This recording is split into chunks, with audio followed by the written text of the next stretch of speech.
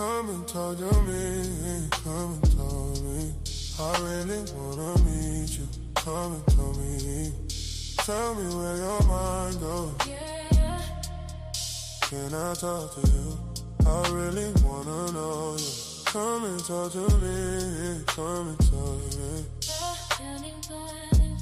I really wanna know you. I really wanna meet you. Can I talk to you?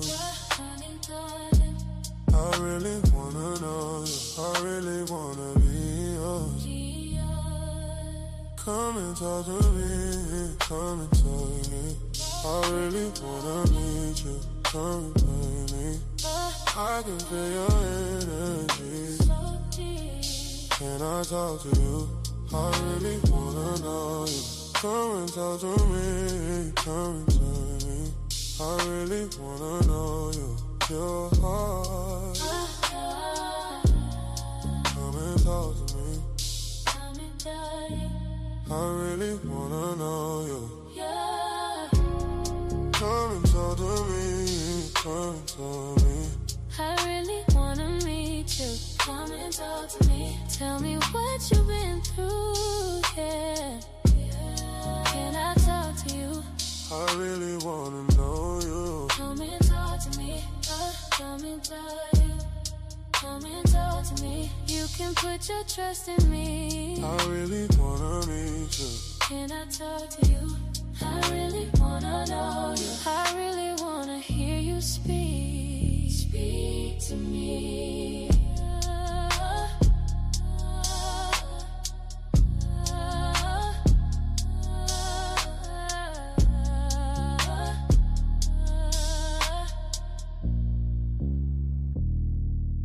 Come and talk to me, come and talk to me. I really wanna meet you. Come and talk to me. I can feel your energy. So sweet. Can I talk to you? I really wanna know you. Come and talk to me, come and talk to me.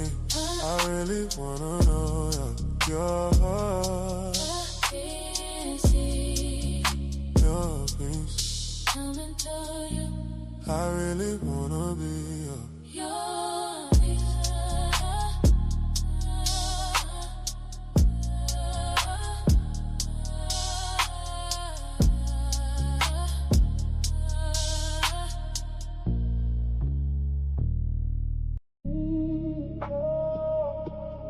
Come and talk to me.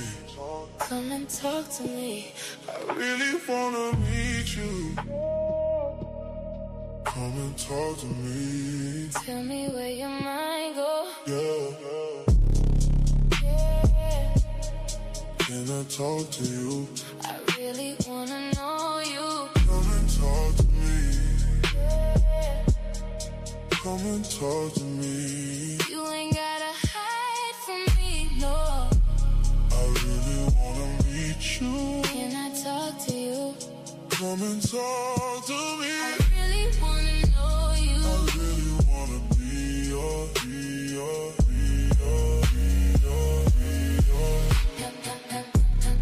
Come and talk to me.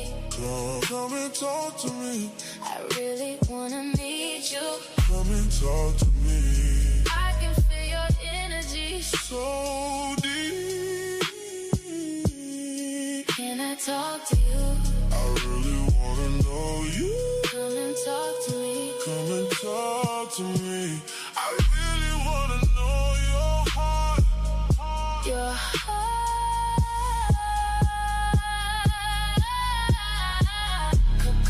Come and talk to me. Come and talk to me. I really wanna meet you. Come and talk to me. Tell me what you've been through, Yeah. Can I talk to you? I really wanna know you. Come and talk to me. Come and talk to me. You can put your trust in me. In me. I really wanna meet you. Can I talk to you? I really wanna know you. Come and talk to me. Come and talk to me. You can put your trust in me. In me. I really wanna meet you. Can I talk to you? Come and talk. What's up, y'all? What's going on? What's going on, chat? I got a nice show for y'all today. I think y'all gonna like it. I think we're gonna enjoy it today. Um, we have a special guest on, and this is somebody that I found their content really interesting. I think it's one of them women who actually I think understand men a lot. So I find those conversations to be interesting. All her posts and her reels, I studied them a little bit, and I think she understands men a lot. So I think it'll make for a good conversation. So I'm about to introduce to you our guest for the day, Snow. Hey, what's going on, Hi, Snow? everybody. So Hi, the thank you so much for having me. absolutely, absolutely. Um, how's the day been? How's the week been? Honestly, The week I would say has been really good. I got a lot of stuff out the way. Listen, I took a couple of days and got some rest. okay. I had, I look, I've been going in go mode so much. Don't, bu- Mhm. don't criticize it too much. I've been going in go mode so much. I forgot my anniversary. Oh man, oh that's crazy. The 1 year I forgot. But what's so crazy was the day that I hit the goal that I had been trying to meet. Was my anniversary, same day, same time. Nice. That's good. So it was still ended up Congratulations. celebrating it and didn't even realize it because we Yeah. still made each other feel special on that day. And it was like Okay. it all fell into place. Oh, So congratulations. thank you. I appreciate it. Absolutely, absolutely. So I want the audience to get a little bit more familiar with you. Can you Okay. tell me what is what's your thing? What's your purpose on social media right now? Why are you doing what you're doing? Having the conversations that you're having.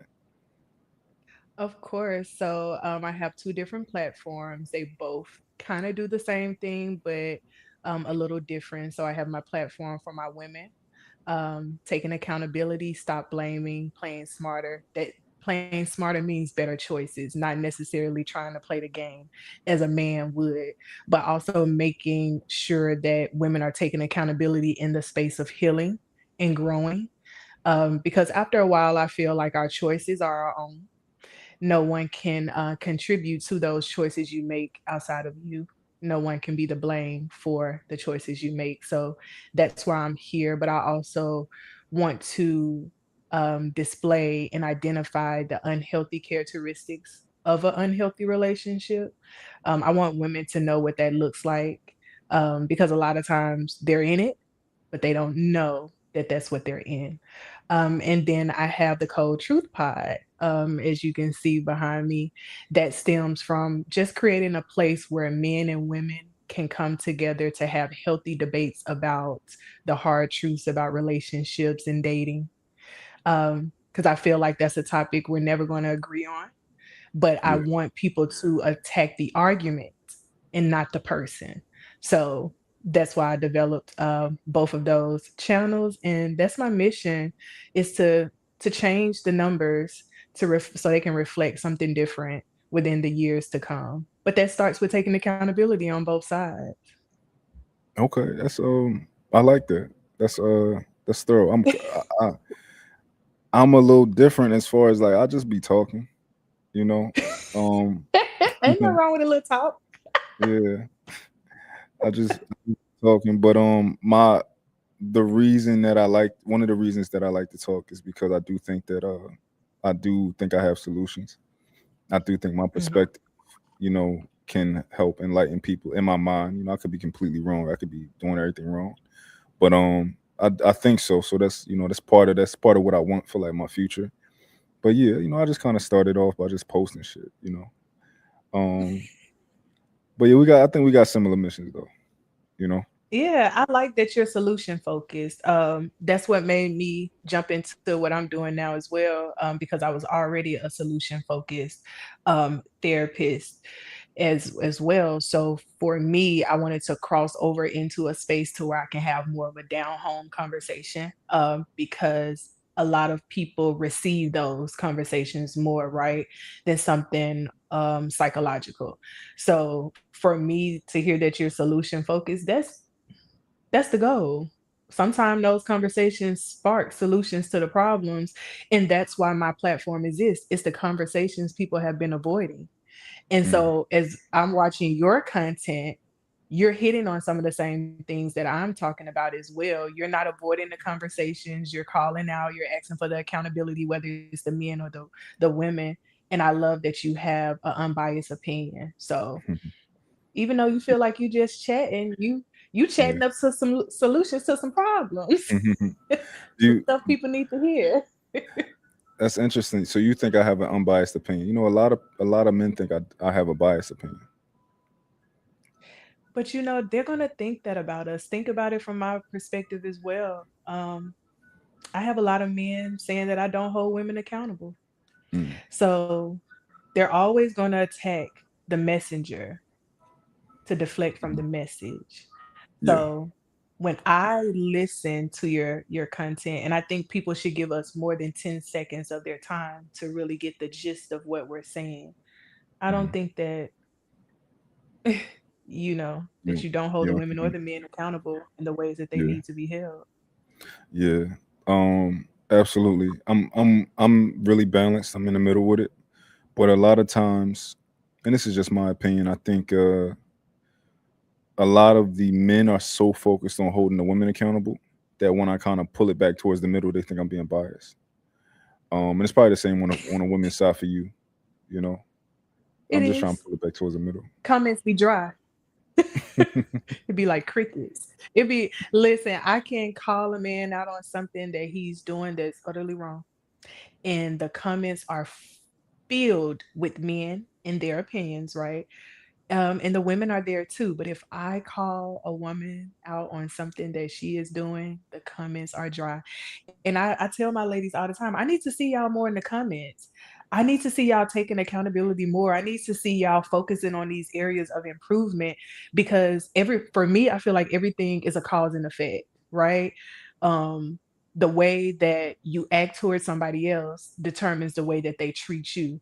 And so with women, I developed my platform so that we can come into this space of accountability so that men can stop saying what they're saying. And Yeah, then I have my accountability parts for the men so that the women can stop saying what they're saying. So it's a big cause and effect. I yeah, think the world isn't ready for the change that we are trying to create. But mhm, I think with people like us that have an unbiased opinion and that are in the middle and can see both sides, again, I feel like we attack the argument. The change yeah, will come. We just gotta be patient. And I'm willing to be the villain in in the story for as long as I need to be for my yeah, ladies to understand where we gotta go from here. yeah. Um, I think men and women are hurt and they just afraid to say it for whatever reason. You know, they just lashing out at each other. They lashing out at each other, and they Yeah. just hurt, and then nobody's want to say like, "Yo, you hurt me. You hurt my feelings," and Mm. I'm hurt. Like the guys and the women. So I feel like that about the men, not necessarily the women. I feel like the women display their hurt and they vocalize it, but I don't feel like they're being heard because the men have been hurt, if that makes sense. hmm, Because I feel like women say, even if, because we got to look at it from different ways of communication, forms of communication, right? We have anger as one of those forms. Women are expressing how they're feeling, but it is in a form of anger sometimes. yeah, So I don't feel like we really are close. Because I feel like for me, I've heard more women say there are no good men in the world. That's expressing how hurt they have been by men. yeah, We just don't like to hear them say it that way, and I feel like it makes everyone else become closed off to hearing her point of view after that. Man, I don't know about y'all. You gotta let me listen. I study the men, mm, I've done it from a professional seat. I've done it from experience. We just talked about this education, experience, and expertise. The three mhm, E's for me. So yeah, I do feel like the men are hurting, but I don't yeah, feel like they express it because they're not given the room to express it. Women, we're looked at as emotional. It ain't too long you can go without a woman blurting out her feelings after a while. Yeah, She gonna get it off her chest. yeah. I'll tell you why I think it's the same. Hmm. Um, I think neither side is saying it, but I think both sides are expressing it in different Okay. ways, different mechanisms, right? I think Hmm. women are expressing it when you say stuff when they say stuff like, men ain't this, ain't no good men out here, or Hmm. they might talk about, how all men are the problem, things like that, right? And I think Hmm. men are expressing it in the same way by saying like, oh, I'll hear stuff like all women cheat, or they'll come in my comments and say she going to use you for your money, or she going to cheat, all these type of nonsense, right? And all Hmm. the men are pretty much, they think all women are gold diggers. Well, not Hmm. all of them, but they think they gold diggers. They want us for our money because they want a man that you know is not wealthy, but they want a man that has security and stuff like that, right? I Right. think they're both expressing it, but nobody's saying it. Nobody's saying I'm hurt. My feelings are hurt. Right. Okay. When you say that you're looking for a man that makes this type of money or this height, I feel like I'm left out, and that doesn't feel good. I feel like I can't, you women, that I can't find a woman that's good for me because I feel like I'm out of you or excluding me from your dating pool, and that hurts, right? And the women aren't doing the same thing on the vice versa. Um, Mm. so that's what I think it is. What do you think about that? I like how you just made it a full circle moment, because going back to what you just said about if a woman wants a man that makes a certain amount, right? I think if we look at it from her perspective, she is coming from probably a place of hurt or trauma or rebuilding, to where she's probably been through something that made her realize she needed to date a man that made a certain amount. So going back to what you said about they're saying it but they're not expressing it, I feel I can see that. I like how you brought that into perspective for me. I could definitely see that. Um, but also too, I feel like everybody is scared to get hurt. Mhm. And when what that translates over to me is nothing is really authentic anymore without there being a cause and effect behind it. It's like we're strategic with the way that we deal with each other, but the fact that nobody wants to get hurt is like, what did Denzel Washington say? I'm leaving with something. You remember Yeah. he said that he was like, I'm leaving with something. Um, and I feel like that's the way we're expressing our hurt without saying it, if that makes sense. It's like we're entering into these spaces, feeling the way that we're feeling, especially like going back to the men and the gold digger mentality, and them being under your comment saying that to me is wild, because I feel like as a man, wouldn't you want to have a woman or have a partner that lets you thrive in your manhood, that lets you just be in that space? Yeah, I think you know what I think a big problem is. A lot of people go through things and they don't know what they're looking at. They don't know what they're seeing. They don't know how to translate what just happened to me. So when a man goes through something with a woman, he doesn't know how to look at that and be like, all right, well, what side of her am I seeing? And vice versa.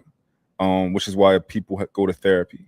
Therapy kind of helps you work through things. It don't solve problems, but helps you work through things, get up to a place where you feel better, you understand them, and maybe even give you tools to help work with them. So I really think that's what it is. Like, men don't know what they look, because women are supposed to want some sort of security, right? They're supposed to feel that way. I think they're supposed to feel that way. Yeah. And men are supposed to feel certain ways also. But I'll tell you one of the things that men go through that is, I think is very prevalent. When men are in relationships, it may be they may start, the woman may start giving them less sex or something like that, right? Okay. And this is something that a man is going through, and he doesn't know how to express himself. Maybe he just feels like moving forward after that relationship, this is how women are. Maybe he went through that, two times, but he doesn't understand. Um, he doesn't know how to analyze it to the degree of, why am I getting less sex? Let me communicate that. Let me ask. Let me see what she's saying. what made you feel differently, you know, Mhm. these type of things. And she'll tell you probably, maybe I feel overworked, or maybe you started doing this, you haven't been taking the trash out, and it just I started to look at you differently or whatever, right? From small things. So I think that's one of the issues. And what you think? I think so too, but I'm gonna say this as well. I feel like there are two types of partners that you can have. You can have an ego-driven, centered partner, or you can have a partner that is very emotionally intelligent. So I feel like for those men who are in that space to not have the understanding to ask what's going on, I feel like that's an ego-driven issue that they may have. And that's why I always tell women, like, you have to, for me, I feel like this, and tell me your thoughts. I believe heavily in gender roles, right? I believe in everybody doing their part. I believe in a woman being a woman, a man being a man. Masculine energy versus femininity. I believe in that. But also, I feel like that ego, a man's ego should be stroked in order for him to thrive. But I don't feel like it should come at the cost of the woman and her emotional security, if that makes sense. So, like, I'm not, when I say the egocistic behavior, I'm not saying that it's bad to have an ego as a man, but I feel like in certain situations, how are you going to let your ego drive you? Because if you know that you were in this relationship, y'all went from having sex all the time to not having sex, what part of you actually wants to sit down and have a conversation? And I feel like it goes back to the ego and rejection. A lot of men can't take how that woman may not stroke his ego during that time of rejection because he's being rejected sex, which, from my understanding, correct me if I'm wrong, a lot of men sit on my platform and say that's the biggest need for them, their biggest want. So I feel like it comes to an ego and a rejection thing, maybe just the communication and not knowing how to express that. Yeah. I think a big part of it is it's not easy, right? Which Hmm. is why a lot of women choose not to do it, right? A Right. lot of women choose not to take lead when it comes to certain things. And I think it's being a leader. It's taking control and being like, let's sit down and let's figure this out. Right. What's going on? And I think leading is a skill that we assume that men have. And a lot of us don't have that skill. You know, it takes patience, it takes um, a level of stoicism, it takes a level of intelligence, right? Being able to solve problems and knowing how you solve problems, right? And these things just aren't, we're not born with them. Mhm. It's a lot of people who don't have these skills, and I think that's a big portion of the issue. Ego to a degree, also, right? Ego Right. definitely can come into part. Ego can come into play also with women a lot, when it comes to For sure. relationships and stuff too. Um, so yeah, I think a lot of men don't have the skills. I can agree with that. I can definitely agree with that, and that's why I always say a woman cannot raise a man. The man needs to be present in some way, shape, or form. Um, Definitely don't come in between that. But I also think I can't disagree with you because I was just having this conversation the other day. I told somebody, I was like, I do think that when it comes to dating, a lot of men have it harder than women because you are the societal pressure on you for finances, for leadership, for you to know all of these things and to dive right into it. For example, you can, even when we're young, right? I think we give each other more leeway when we're in our 20s. But Mhm. even in your 20s, when you get a woman, it's like, okay, now I got to get her this. I got to make sure we do this. I got to make sure we do. And she's probably just la la la la la la la la, just being a girl, just like, mama, I got a man. We about to see where it goes. But society pressures y'all to show up like a man instantly, right? And we as women, we're asked to show up as women instantly, especially after we have a child. So I feel like that definitely plays a part in it because we expect y'all to know. And a Yeah. lot of time we don't give y'all grace. But this is where it's a fine line for me, right? In our 20s, I can give you all the grace that you need because I'm learning too, right? I think the issue for today's dating in our generation is we're in our 30s. Yeah. Um, time is a ticking. Mhm. At Yeah. this point, you should know what leadership looks like. You should have the qualities, you should have the characteristics. So I think we bump heads in our dating scene because women are coming out saying, hey, you got to come with this, right? I Yeah. need you coming to the forefront with this. There's no if and buts about it. And then a lot of men feel like, wait a minute, I'm learning. So I feel like different strokes, different folks. There are different areas you can allow somebody to grow in. Yeah. Um, Can I because can I can I interject real quick? yeah, I think none of us have a real model of leadership. Like okay, the way that it needs to work today, right? None of us have a right. real model. Think about it, right? We black, right? So growing up, a lot of, I don't know about you, but most people probably can attest to this. A lot of Mhm. times you hear stuff like do as I say, not as I do, I've heard that. right? Yeah. And ultimately that's like the opposite of what leadership is, but Hmm. it's ingrained in us. And I think a lot of men try to lead that way. They try to lead their women that way. You know, I have a lot of conversations and the men are like, it don't matter how I say it. I said it. I don't have to change my tone. If she don't get it, then that's her problem. Like, and I'm like, yo, that's not how that works, right? Do as I say. Like, no, don't just do as you say. You have to speak to her, meet her where she is, right? If she needs you to say something in a softer tone, she needs you to say something in a harder tone, a harsher tone, or whatever like that. I think as a leader, it's your job to know that. Like, you got to be a coach. You got to be like, you're the leader, right? And I don't think we all had a good example of that growing up. Like my parents used to say stuff like, be a leader, not a follower. And like, Mine too. but it's like, yo, do you know do you know what you're telling me? Like, you know what that means? You telling me to just go out here and do shit. That's what you telling me to do. Like I don't know how to lead. All I do is know how to like not follow you and do whatever the fuck I want. Yeah. Right.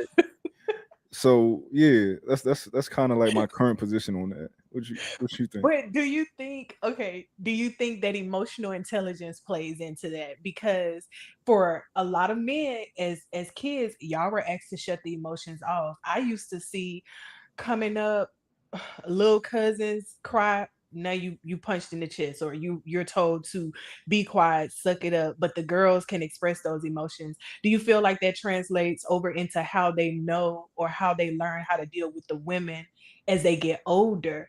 Because like you said, it's a way that you say it to her so that she can receive it.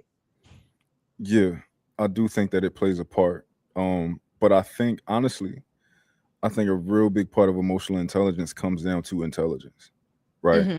It comes down to like, okay, this didn't work when I tried it. Let me go in my problem solving bag and see how I can get Right.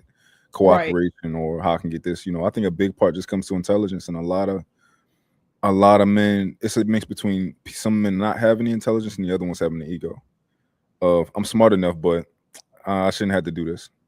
I shouldn't have to, give this much grace or something like that. And the other side is, they just not smart enough to figure out that like this shit don't work. Right. I Yeah. can agree with that. Do you feel like with going into the ego and all of that stuff, I feel like it translates over into what we're building as women and the hardship we're having in this area. Do you feel like the standards that women have set for themselves in standard dating now, do you feel like they're asking for too much? And how do you feel about the men who give them the backlash? Well, we got to think about it, right? Um, I want to ask you, what do you think the main standards are that women are like? If you could give me the basic generic what women's standards are, if you could give me the Mhm. majority of what most women align on, what do you think Okay. those standards are? Okay. So I feel like every woman is different, but if I had to name a few, respect, Okay. um, not being in a relationship where there's infidelity, commitment, um, I would say leadership.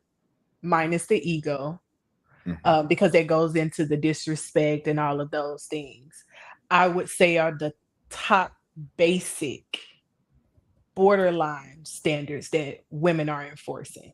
Okay. I think I think those aren't too much to ask for, right? But this here's an interesting thing, right? Um, I think being a leader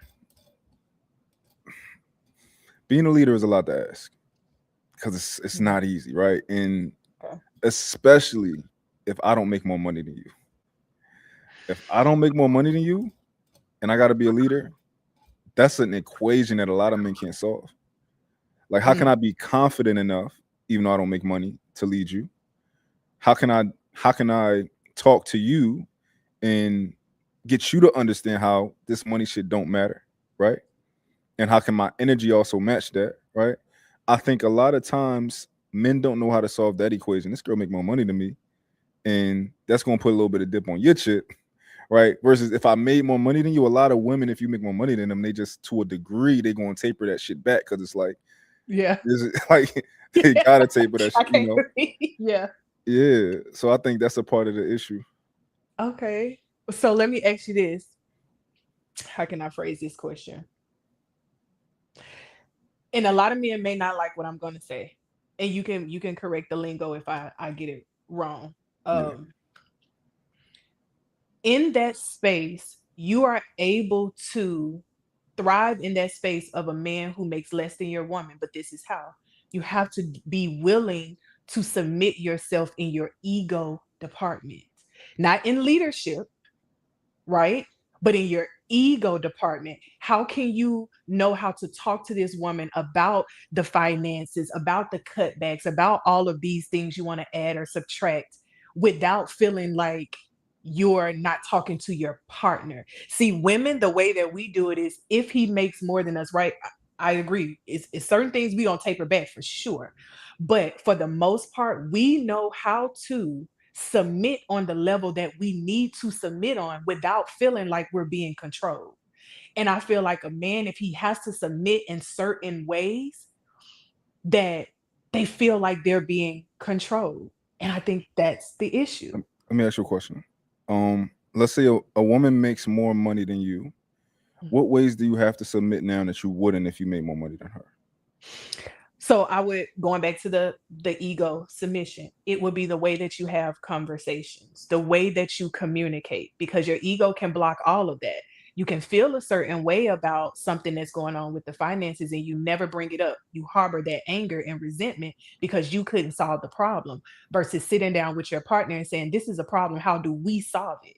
So let me say this thing. So you say a man will have to communicate different if he makes less Mhm. money than if he made more money. Not necessarily. No, no. I don't want to get him misconstrued. Screwed. Mhm. Not that he has to communicate differently. He has to be willing. He has to be willing to be submissive in certain areas that he may not have to if he made more. Like, Mhm. for example, a lot of men, not all, but some, when they take that leadership position, is like you said, do as I say, not as I do. What I say goes. That for some men gives them that sense of entitlement, makes them feel like the king of their castle. I'm not Mhm. saying anything is wrong with how you run your ship, right? But when you are actually in a partnership and you are not the person that is the end all be all of everything, you have to scale back wanting to control the situation and insert your partner into helping you make those decisions. Not saying she's going to Gotcha. take that control, that leadership away from you, but you got to include her on more conversations. And I think that's hard for some men to do, as well as it may be hard for some women to accept. Mm. Yeah, I think it's easy to if somebody give you the keys to something, right? It's easy to control it, right? So Mhm. if our parents left and they said, "Yo, you in charge," it's easy for me to tell you what to do because parents just put me in charge. It's like having money, Mhm. right? But getting somebody to follow you where you don't have leverage on over them, that's the difficult part. That's real leadership. People Mhm. choosing to follow you. It's Yes. easy when you make money. It's like, yeah, shorty, I make all the fucking money. What you gonna do, Yeah. right? Where you gonna go Yeah. without me, right? but like it's a it's a skill to actually get somebody to follow you without having that leverage. And that's why I say it's a skill being a leader. Yeah, it definitely is. I tell people all the time, listen, I don't have to know where we're going, where the GPS is taking us, but I need to know that you got it on and what the end goal is. If you say that we're going to end over here, I need to end over there. I'll let you lead in that space. But I think because of the points you just made, where a lot of men are like, I make money, it is what it is. What are you going to do without me? That's why so many women have become as independent as we have become. Hmm. I had a person tell me that we should stop chasing the degrees because that doesn't matter. But that's how we prevent ourselves from being in situations like what you just described. Yeah. Yeah, let's talk about that. Let's talk about the chasing of the degrees. Okay. Um, I have a fundamental belief that I don't like black people's relationship with education, and I'll tell you why. When I Okay. was younger, my my mom wanted me to get A's, right? She wanted us all to get straight A's, Mhm. and I didn't like school at all. I hated school because Okay. I'm a boy, and I'm a boy, and I want to be ripping and running. Yeah. But I was extremely intelligent, but I just did not like sitting down. I ain't like listening to these people, all that type of stuff, right? So I hated school. But I would you would get you would get when your parents say you come home with straight A's, you'll get something, right? Mhm. And I think that's just it's kind of like this thing of like, all right, this thing on a piece of paper that your parents can brag about. Look, he just got straight A's. Look at him over there. He just got straight A's. Can you believe my son got straight A's, right? But it don't really do much for you. And then I think later in life, your parents want you to go to school. They want you to go to college, which can be a very beneficial thing. But typically, a lot don't care what you go for. They just want you to go, and Mm. they just want to be able to say that my kid is educated. My kid got an education. They over here doing something. They're in college and stuff like that. And I think that tends to rub off on. Let's just use our women for now. It tends to rub off on our women in what's the word I'm looking for? Um, they get a certain level of hubris, right? Whereas they think that the education makes them more competent in other aspects. So I believe that education can make you smart. It can give you education, right? It can give you knowledge, but it doesn't necessarily make somebody an intelligent person, or it doesn't necessarily make you a good leader. It doesn't Mhm. necessarily make you a good communicator. It can help, it can benefit, but in a lot of these fields, it doesn't make you better at these other things. Um, and that's the part that I don't like, and I think it stems from our childhood, with our parents just kind of like get an education and you qualify, get an education and you did what you're supposed to do, right? Mhm. So it allows people to think, yeah, I'm intelligent, I got an education. Like, slow down, I got an education. That's what I don't like about it. Yeah, I mean, I can see the aspect of that. And I do feel like our parents put us through that. I have a 14-year-old daughter, and listen, I tell anybody around me, I'm like, hey, I don't think she's gonna want to do college. She doesn't even like school now. And I don't want to be like my parents, putting myself in debt just to say she has a degree. Go and do what you feel like is beneficial for you to do. But I also feel like, yeah, book smarts, street smarts, completely different thing. Like I said earlier, the education and experience is what's going to teach you. I can study men and learn them and women and how they interact from sitting in a certain seat, but I really learned from experiencing it Yeah. because a lot of times I feel like I don't want to say like we use that for women as compensation for how intelligent we are. I feel like it was instilled in us to go out and be able to make a life for yourself that wouldn't bound you to feeling stuck. And I feel like somebody said the other day, women throw that up in men's face a lot. Why though? Is it like a cause and effect thing? But then why have we ever asked ourselves the question, why do the women, and we're going to talk about our community for a minute, why do the women of our community feel the need to hustle so hard and put ourselves in so much debt for a degree that won't even pay us enough to pay it off at the end of the day, just so we won't feel stuck or hindered in a relationship with the opposite sex within our community. That's the problem. That's Yeah. the issue. It shouldn't be like that. We shouldn't even be asking these questions about leadership and provider skill. It Some conversations I feel like came about because it's a cause and effect. Yeah. I think I agree with that. I think education can be a very good thing. Um Formal education, or other types of education. I think it can be important. But when it comes to I think a lot of women, they want stuff, right? Because of what they see. They see things, and women are like dreamers, right? Women are Yes, visionaries. So fairy tale. when you see something that you want that, right? Yeah, So I yeah. don't think a lot of them are working because they necessarily like, yo, I just got to be able to survive. I think a Hmm. lot of them are like, yo, I saw this woman and she was like a boss. I want to be that. I saw this woman and she was getting money. She had her Louis bag, and I'm like, I need that, right? I want to be that, right? Yeah. So I think that's the main reason that women are like striving to like go Hmm. so hard because Hmm. they don't just want to survive. They want to like, no, I need all that. I want to live. I don't just want to Yeah. survive. I want to enjoy my life. Like I'll tell people all the time when they get upset when I say I cannot date someone who makes less than me. And it's not because I don't feel like he wouldn't come with all the great characteristics of a great person. But as a partner for me, I don't want to give up the things that help me live. I don't want to give up my trips. I don't want to give up my long nails, my weave that y'all complain about. I don't want to give up my shopping. And, I don't want to give up those things. And so I feel like you're right. I've worked hard to get here.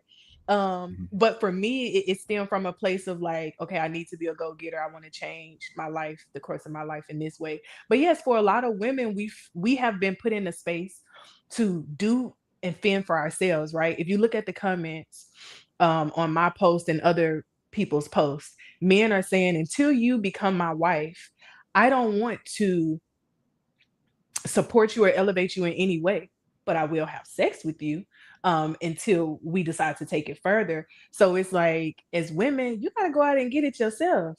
And sometimes it is because she has the unrealistic Mm. expectations of what she's going after, and she's trying to make it a realistic expectation Yeah. on her own.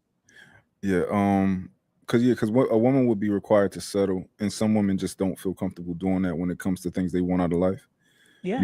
If you would a man that makes less, and it's like, no, babe, we can just be comfortable where we at, and it's like they seeing other men, they seeing other people getting money, and they like, Yeah. yo, they don't want that for themselves.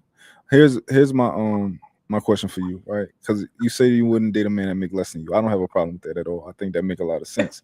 However, I'm not sure if you know the reason why you wouldn't do it, or if you tell yourself a reason that's not true. So what do you? Why is the reason that you won't date a man that make less than you? Experience for me. I've been down the road of dating someone who made less than me, still respecting that place of him being in leadership. We began to resent each other. I was ready for things before he was. Buying a home. I was ready for that before he was. I excelled in my career more than he did. And Can I ask you a question about that? mhm, You said you were ready to buy a home before him. mhm, Well, I guess this particular person that you're talking about, were you guys serious or like mhm, planning a future together? yes, we had been together at that point for 4 years. So Okay. we had gone through living separately in different states and visiting more, to living together to see each other in that season, to then Mm. saying we want something else, like marriage and buying a home, bringing our families together. Okay. So yeah, And it I'm was just a good. assuming when you say you were ready to buy a home before him, Mhm. you were ready for you both to get a home together, and he didn't want to do that yet. No, it wasn't that. Okay, I'm gonna be frank with it. We both wanted to buy a home, right?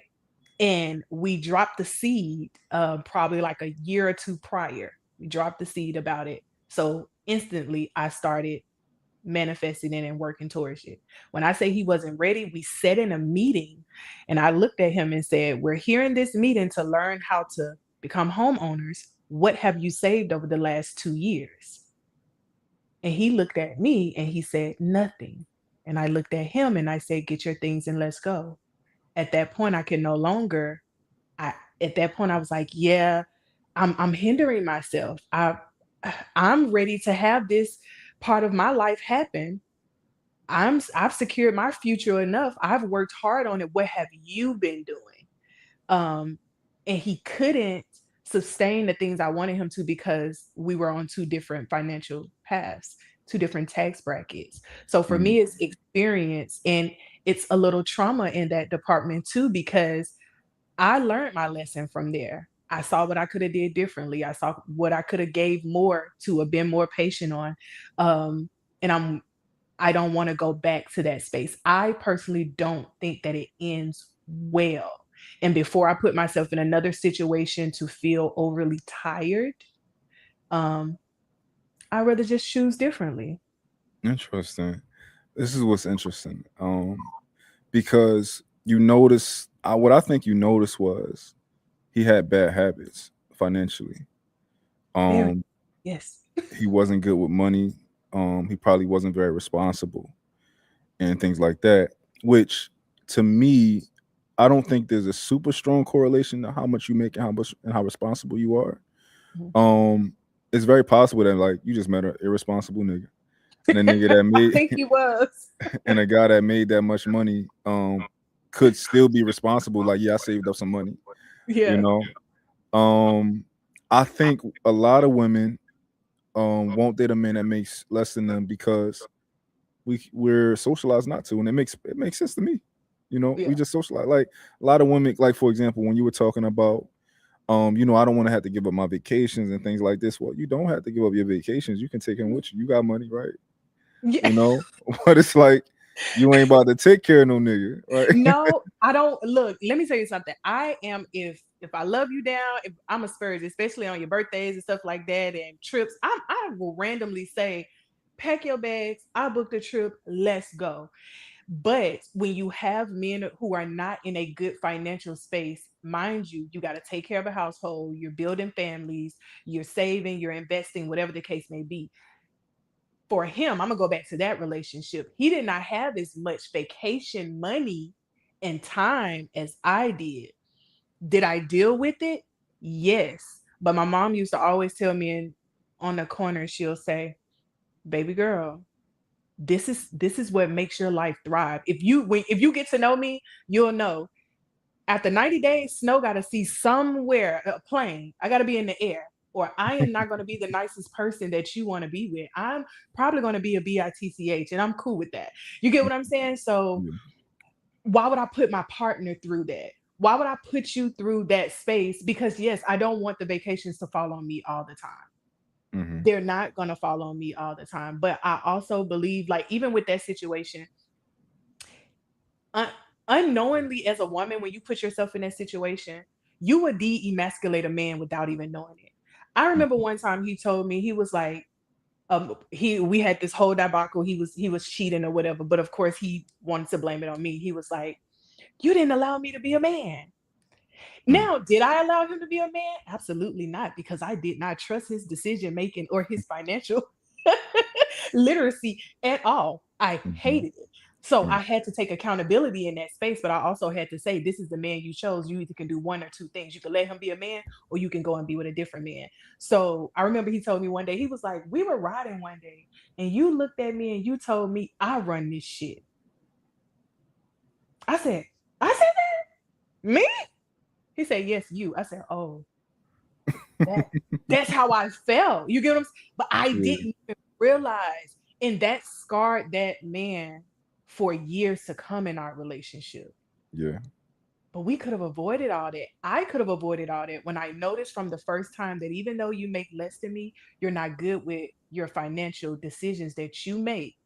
And I'm better at that. And I don't want to spend too, because I feel like I don't mind teaching, but I feel like it's only so much teaching I can do. So for me, Yeah. I was like, mm-mm. It's only so much teaching you can do as a woman because you don't want to have to teach a man. Yeah, I don't feel comfortable. Yeah. I don't feel comfortable teaching you in areas you should already understand. And let me say this before you enter into a relationship, right? So, Hmm. as a woman, there are going to be things before you take me as your woman that you will want me to already understand how to do.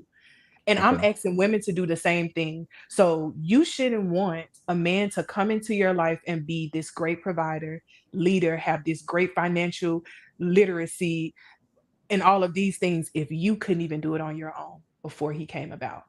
Yeah. I don't even feel like a man Mhm. should want to put space in teaching you that. Cause why are Yeah. you looking for a man at that You know time? what's crazy? 'Cause I'm stuck on the part when you said I'll run this shit. That's crazy. Please, That's the y'all. craziest thing to say to your man. I'll It's run the this shit. and I know I never want to be disrespectful to anybody like that again. For me to unknowingly say that, I said it Yeah. because I felt it, so I couldn't argue him down. Yeah. But I never want to make somebody feel like that shouldn't even I shouldn't even been in the space for that to even come out my mouth. But those are my Hmm. choices. I Yeah. gotta I gotta own it. I was with a partner who made those type of things come out of me. But yeah, when he told me that, I was like, but I was. I listen, I was wearing the pants and the skirt. Yeah. Um, because I had to teach him how to financially juggle his money with his newfound sense of family that he created. Okay. I'm curious. Because I'm curious, like, would you, if a man made less money, let's say you made 150,000, Mhm, and a man you was with made 80,000. That's almost double what he makes, right? mhm. But he was financially responsible. I'm curious, would you be okay with that? I would. I Okay, would. so you would date a man that make less than you. You think you would? Okay, so now that you put it like that, yes, Okay, I would, but I don't prefer to, and I okay, don't even try to. gotcha. But when you put it like that, I can't take away from a good partner being a good partner. I can't. Yeah. Because me, I grew up in a space where my parents did not understand what financial stability looked like, right? So that's a Mhm. trauma for me. And I feel like if I put in the work to be able to understand this part of life, you should too. So yes, if you're coming in as a good partner and you're making that much and you can contribute and I don't have to sacrifice, remember the things that make me because I don't want you to do that as well. I Yeah. could I would not be opposed to that. I would not. And I would let that person lead in that space if they're coming in knowing how to financially run this household. Okay.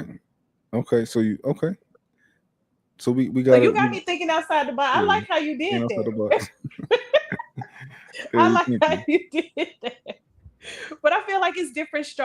I don't feel like we run across, and I could be wrong.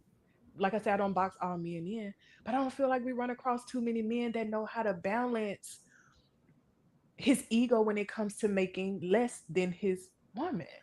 And You that's the know, space I don't want to put myself in. I really honestly I think those are more what I want to say low functioning men. I think Hmm. low functioning men can't balance that, right? Yeah.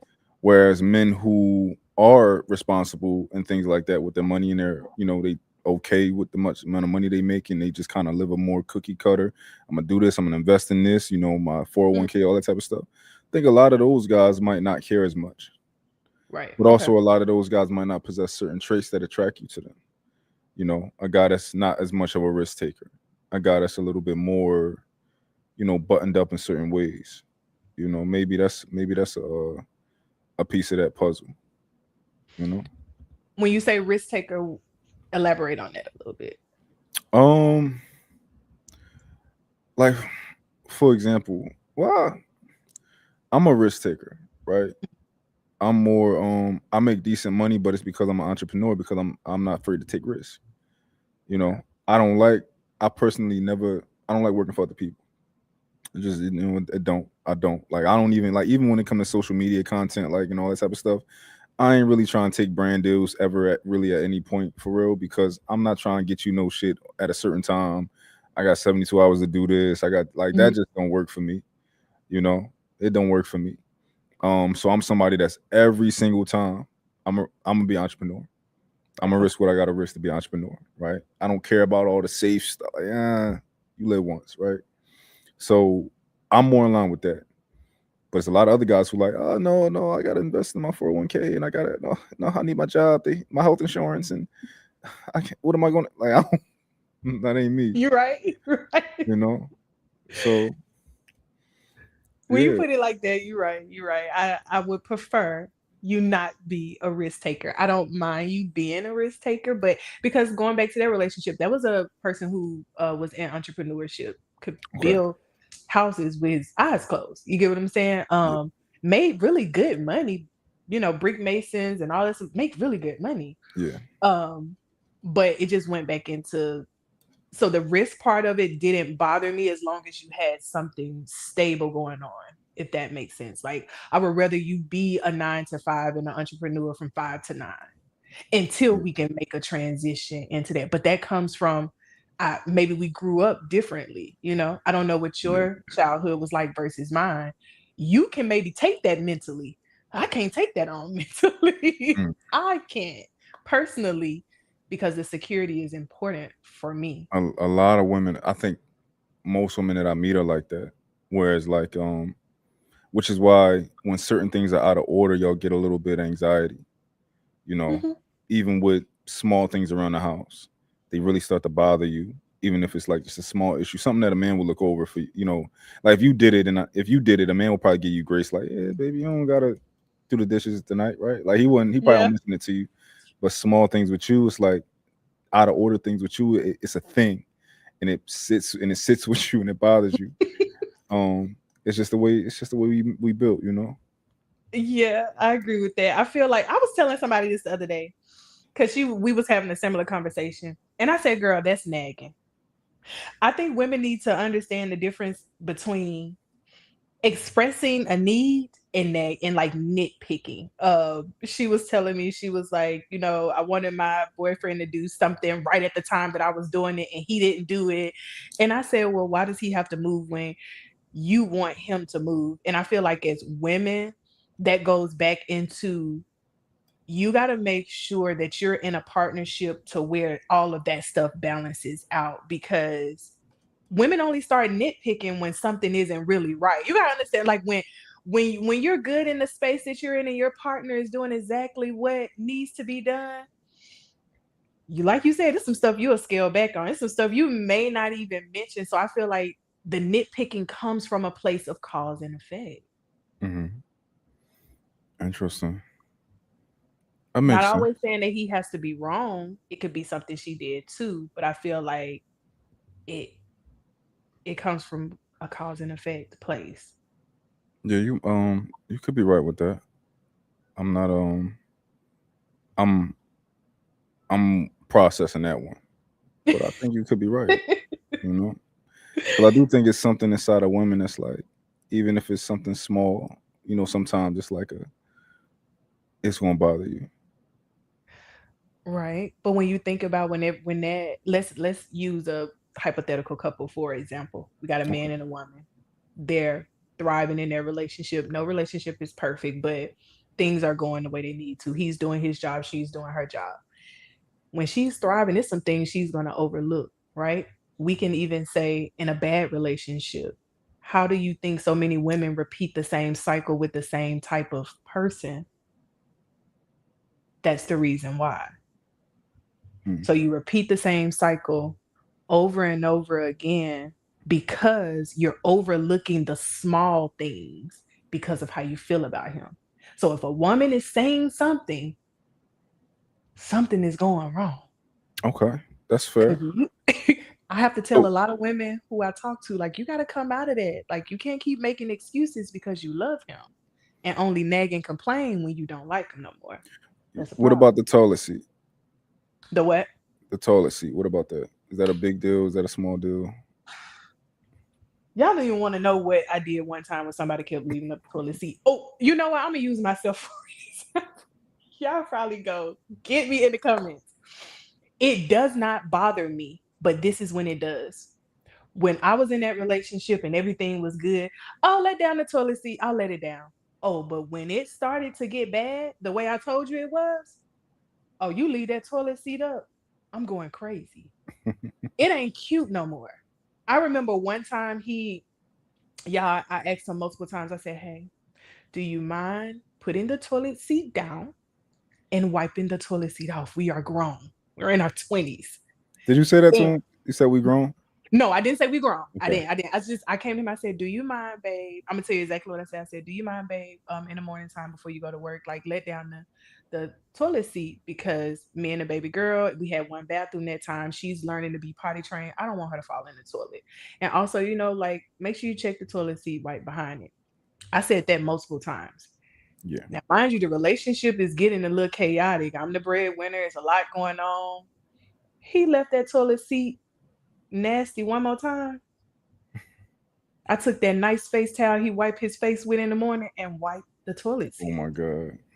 And when he got done, I said, "The face towel you just wiped your face with, that's how I feel when I sit my ass on that seat. Wet." Oh my God. But I say that to say, like, the resentment that comes up in a relationship will make you nitpick about things that didn't even really matter to you. Yeah. It didn't matter to me when he was a good person, but it mattered to me when it was so much chaotic stuff going on that even the smallest things, toothpaste cap off the toothpaste, I hated it. Yeah. I don't care about that stuff now. I don't care. That doesn't bother me. But if you aggravate me, it probably will. Yeah. But Do you feel do you feel like that's something that y'all should work on? what the wait, Like which part exactly? let's say your relationship, let's say you're not too happy with your man, right? Mhm. Do you feel like that is a good reason to, I'm not going to say lash out, but to maybe lose your grace when it comes to communication? No, I don't. Okay. I think as women, we should learn to communicate and be more transparent with how we feel. I think we end up in those situations of frustration because we do the opposite of what y'all do. You guys will state your expectations and your rules to dating you or whatever the case may be, and you're not going to budge. We budge. So then now we're in the situation and we accepted something we knew we didn't like from the beginning, so now everything else is aggravating us, and now our communication sucks. I Do don't think you that's a good thing to do. do you think do you think women accept things? Let me try and paint a better picture of this. Um do you think a woman is wrong for getting into a relationship with something that she doesn't like, but she never communicates it, and then eventually that same thing is the demise of the relationship Yes. because in her Yes. mind she thinks it can change? Absolutely. That's the biggest mistake that we make. And that is why I speak so much on my platform the way that I do. Exactly. We do it all the time. We will try to be exactly what you want us to be because we're always trying to be chosen. And until women get out of that space, a lot of us have now gotten into a space that we don't desire to be chosen the way that we normally would, and our decision making is better. But yes, for sure.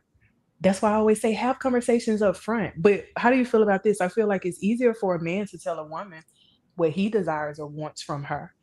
But I feel like it's hard for us because we're then looked at as beggars, users, gold diggers, asking for too much. How do we navigate through that? I don't think it's that hard. I think a lot of times y'all just do it with the men you don't like, and I Mm, think you don't do it with the men that you do like selfishly because you're afraid that you'll lose that individual. But I don't think they understand the impact of it, long mm. term when they make those decisions. But I do think y'all tiptoe a little bit around the men that you do like because you be honest, you're willing to accept those things, at least in the moment, Yeah, yeah. you know. And I think that's a big issue. Like for example, right, you can be a woman who she may not be too fond of the sex with a man, right? But in her head, she might tell her it's going to get better. She might tell herself, "Yeah, it'll get better." And then you 4 years in your relationship, and now it's like, you're gonna end up cheating on him because you just did not like the sex, or you end up, it ends up trickling into something else, and now Yeah. you hate him because now everything he do get on your nerves, and it Yeah. all just started with because you didn't just tell him like, yo, I'm not really, I don't really feel like we sexually compatible or something like that. Do you feel like that conversation is easy for women to I've had that conversation with somebody before, but do you feel Mm. like that's easy for women to have with men? Because when I had that conversation, oh goodness, the defense was, oh my God, you should never had a baby. I'm like, "But I actually didn't push my baby out. So we're talking about your shortcomings here. So we got to talk about how we do that. But it was really hard to Mm. do. I don't think we have that space to tell y'all our true desires. I don't feel like we have that space. Even if we like you, like you said, we'll put up with a lot, right? For most women, when you're in that space of life, you'll take more from the man who you like more than the man that you don't. Yeah. But and you'll tiptoe around it. But we're tiptoeing so much that we don't actually have that space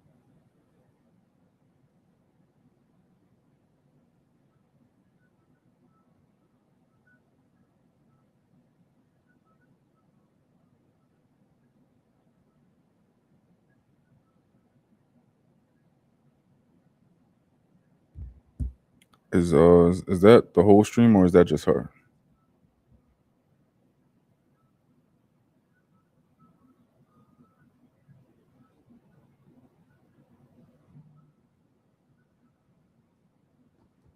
Let me maybe I can try to push her out and get her to come back. Let's kick her from the studio real quick,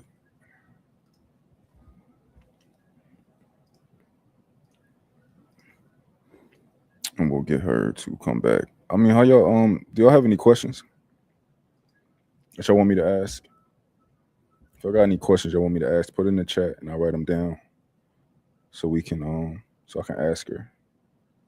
Appreciate that, Rush. Appreciate you.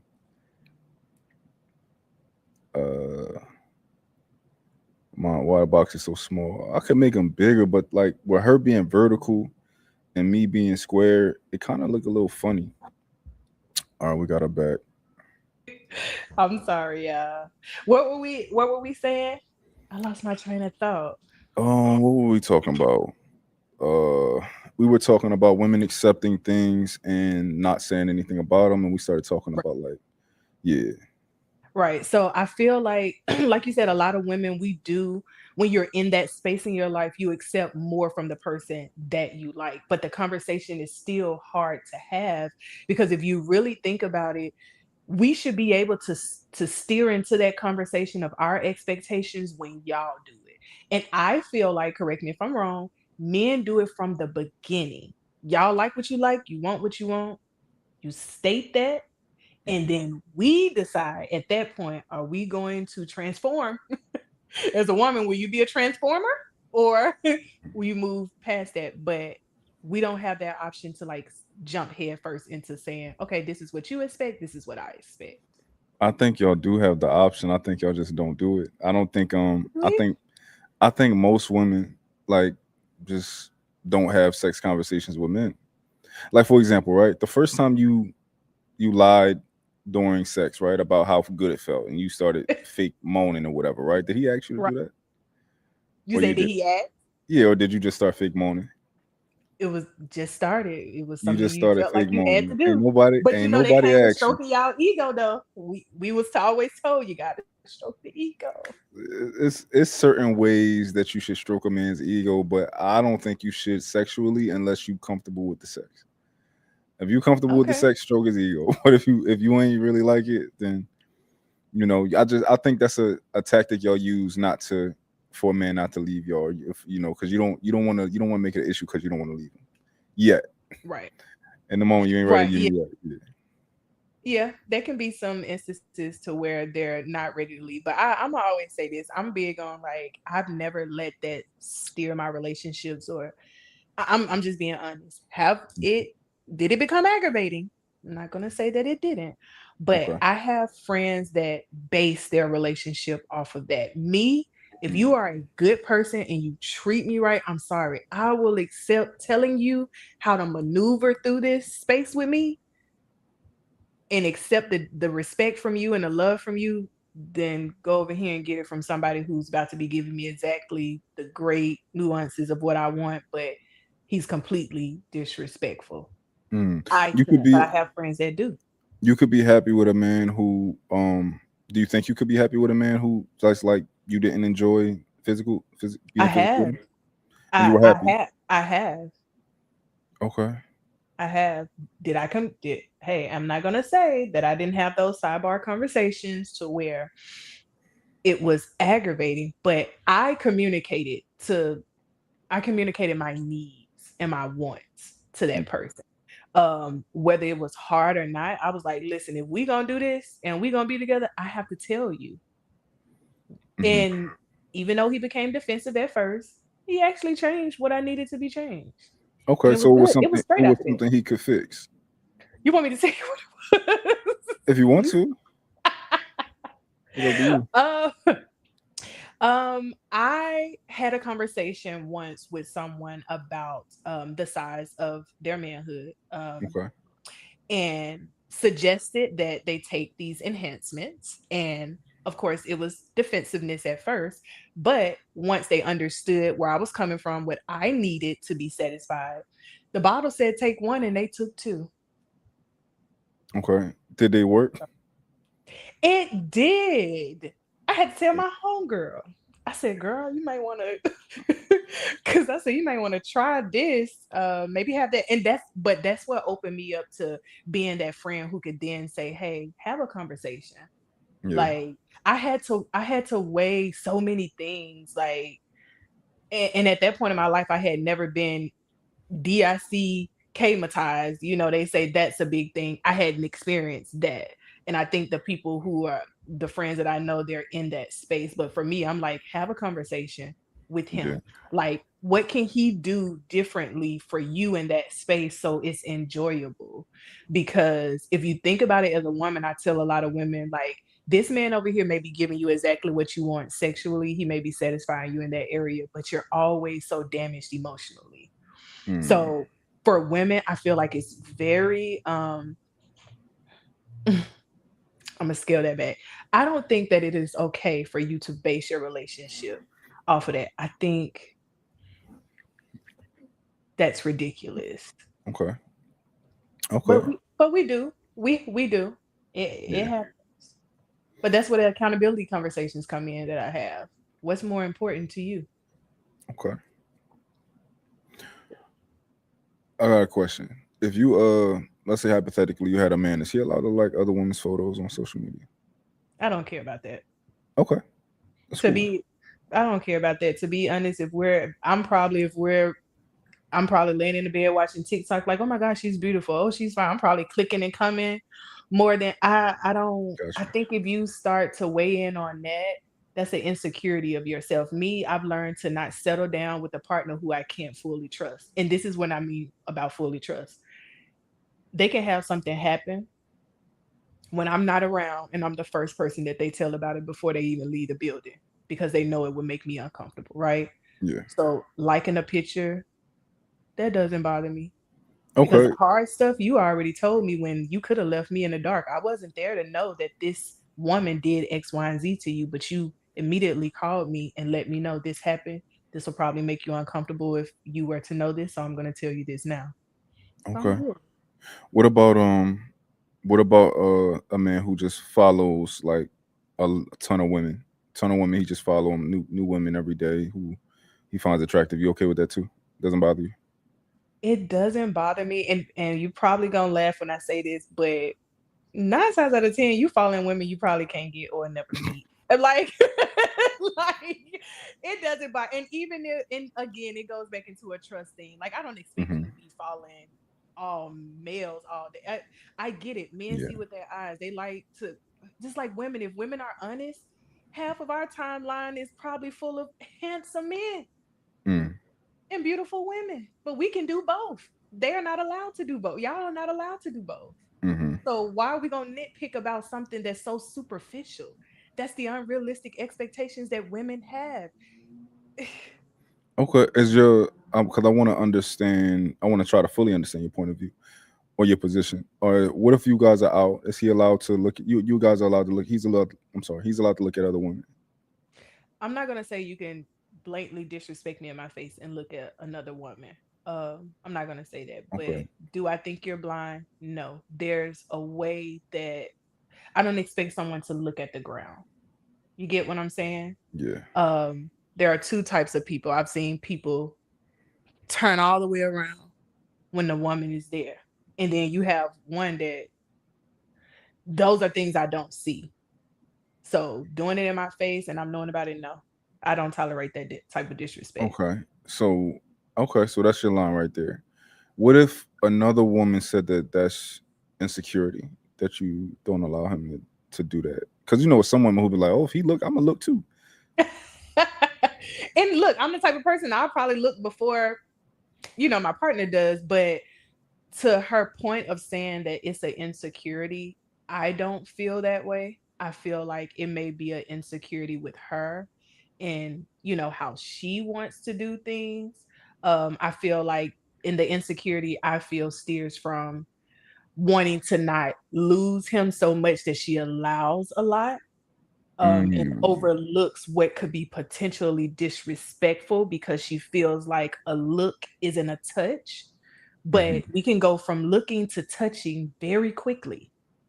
And mm. if you give someone an inch, they'll take a mile. So I So think it's just for women who really, I feel like they've accepted that a man is going to be a man. That's what I'm gonna say. what if there was a woman, right, who took that same argument you just made against that woman and Mhm. they used it for you as far as liking pictures on social media? What if they said, you know what, I think that she just accepts anything because she don't want to lose him. Mhm. And, I feel like that's an insecurity that she just accepts disrespect in front of her face. What would you say to that woman who said that? I will respectfully disagree. Um, because I would bring back into the conversation that we are talking about the internet. Too many people have unrealistic expectations based on what they see on the internet. The internet is not real for some people. Yeah. um, What if let me pause you right there. Let me push back on that point. mhm, As if I'm that woman, right? Let's say I'm that woman and I say, you said the internet is not real. mhm. Um, have you ever met a man on Instagram and went on a date? I have not. Interesting. I don't do the Um, DMs. I'm okay. sorry. Interesting. Okay. There are a lot of what if you found out that there were a lot of people who met a lot of people on Instagram I and went believe on it. a yeah, like because a lot of people say Instagram is not real, and this is the way I Yeah. push back on that argument. Instagram is not real, right? People are real. Right. So Okay. Instagram is no different from your phone. It's no different from email. It's no different from the Mhm, internet. It's a tool, right?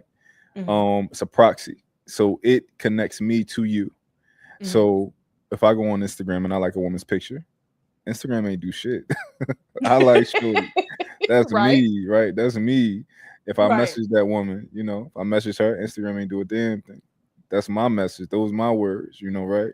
Okay. Um, and this is another thing, right? For the men who say Instagram is not real, because a lot of men say that conveniently. Mhm, Okay, so Instagram not real. That girl that you just started dating and you just started fucking on, right?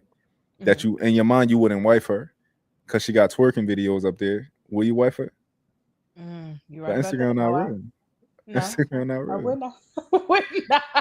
Okay, okay, so if she pushed back on me with that type of argument, I would have to say you're absolutely right. When it comes to the next step you take within those moments, that's absolutely real. But for me, I feel like I would argue it goes back to my choices. Me personally, I pride myself in making better dating choices.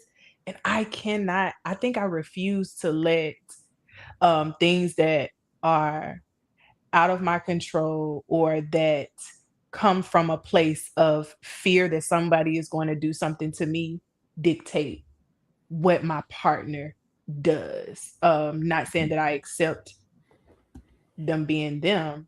It's just that I don't I feel like I've chosen better. I feel safe. It's a safety net for me. So I don't for me, that's when it comes into play. It ain't really real. It's real, but in my mind, I'm like, I'm not one of those women that's about to go through and see every woman that you follow to like them and make a big issue about it. Yeah. Probably because I'm liking and coming in and maybe because I'm doing like I don't know. Like I spent Yeah. hours on TikTok just come. I can see something. I'm like, oh my god, he's so handsome. Then I'm in the comments just talking and I'm saying it out loud while I'm chilling. So it's I Mm, don't. And to me, it's not a. I don't take it further than that, but some people can.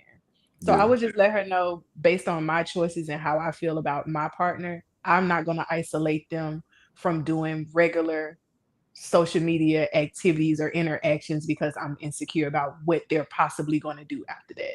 I Got can't. you. I get that. That make perfect sense.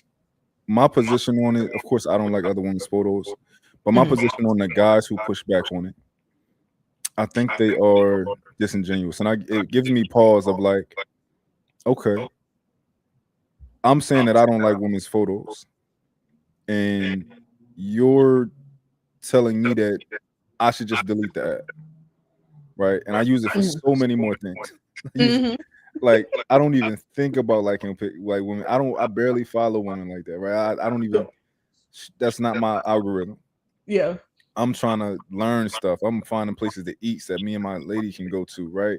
I'm, you know, information. I'm Yeah. posting stuff.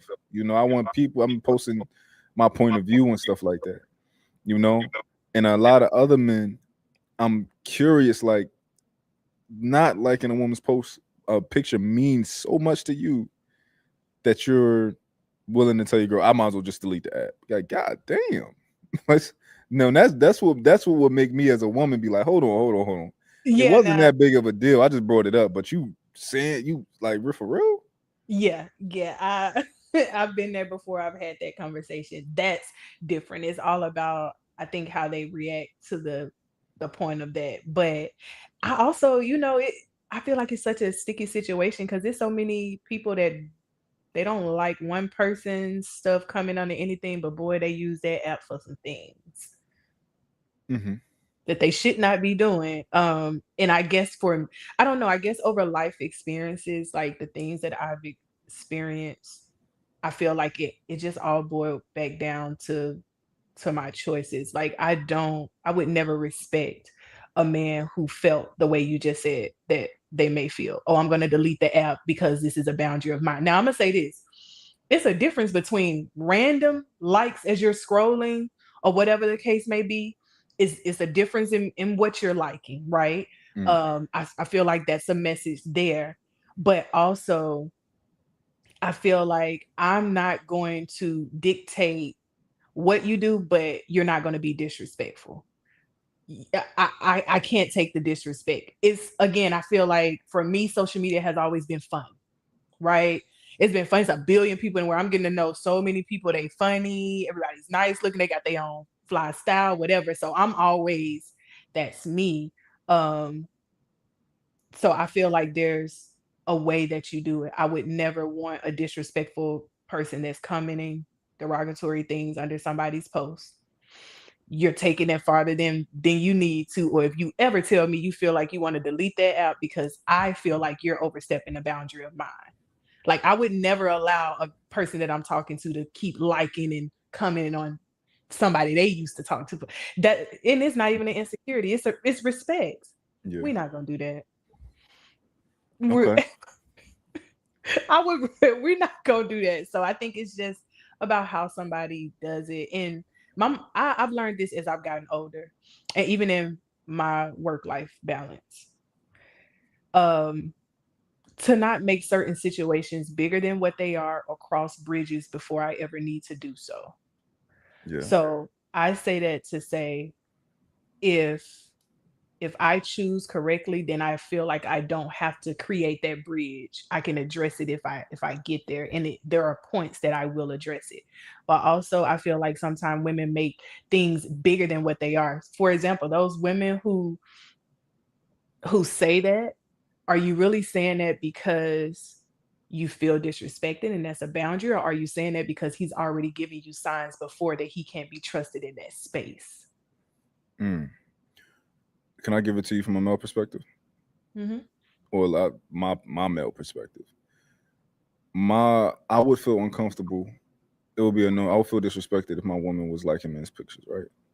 Okay. Now, okay, let's say you like a picture of Lance Gross, like I don't give, Right. right? Or you like a picture of Genuine, like I don't care, right? But let's say it's a much more normal guy, and he taking his little fly photos, and you like them, Mm-hmm. and you continuously like those. I think that's disrespect based on I don't that's access. I'm not gonna say access. That's attention that should be saved for me. I Okay. don't want him to feel like I never want another man to feel like, I can hit shorty. I can slide. Mm-hmm. I don't never, even if he like, I'm not going to. I ain't never gonna try, but I can hit shorty. She choosing. I Right. don't like when you out with your woman and she got those, and let's say she just looking at niggas in the eye, right? And niggas like, shorty choosing. I don't even want that, Yeah. right?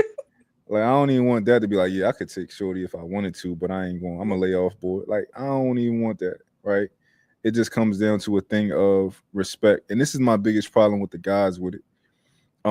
Women are telling you, a lot of women are telling you that they speak a different language than you, Mm-hmm. and when it among women, this is what this means. When you like this woman's photo, it means this, and this is how Mm-hmm. it's understood by us, right?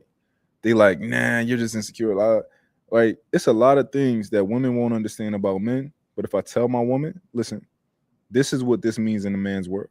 So I'd Mm-hmm. like you to not make me look stupid by not Right. doing this. She need to respect that Yeah, because you I don't agree speak with my that. language.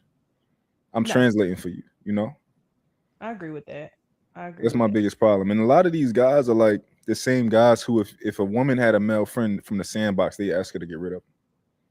Do you feel like that's cool that they do though? Do you feel like men and women can be friends without intertwining? It's possible.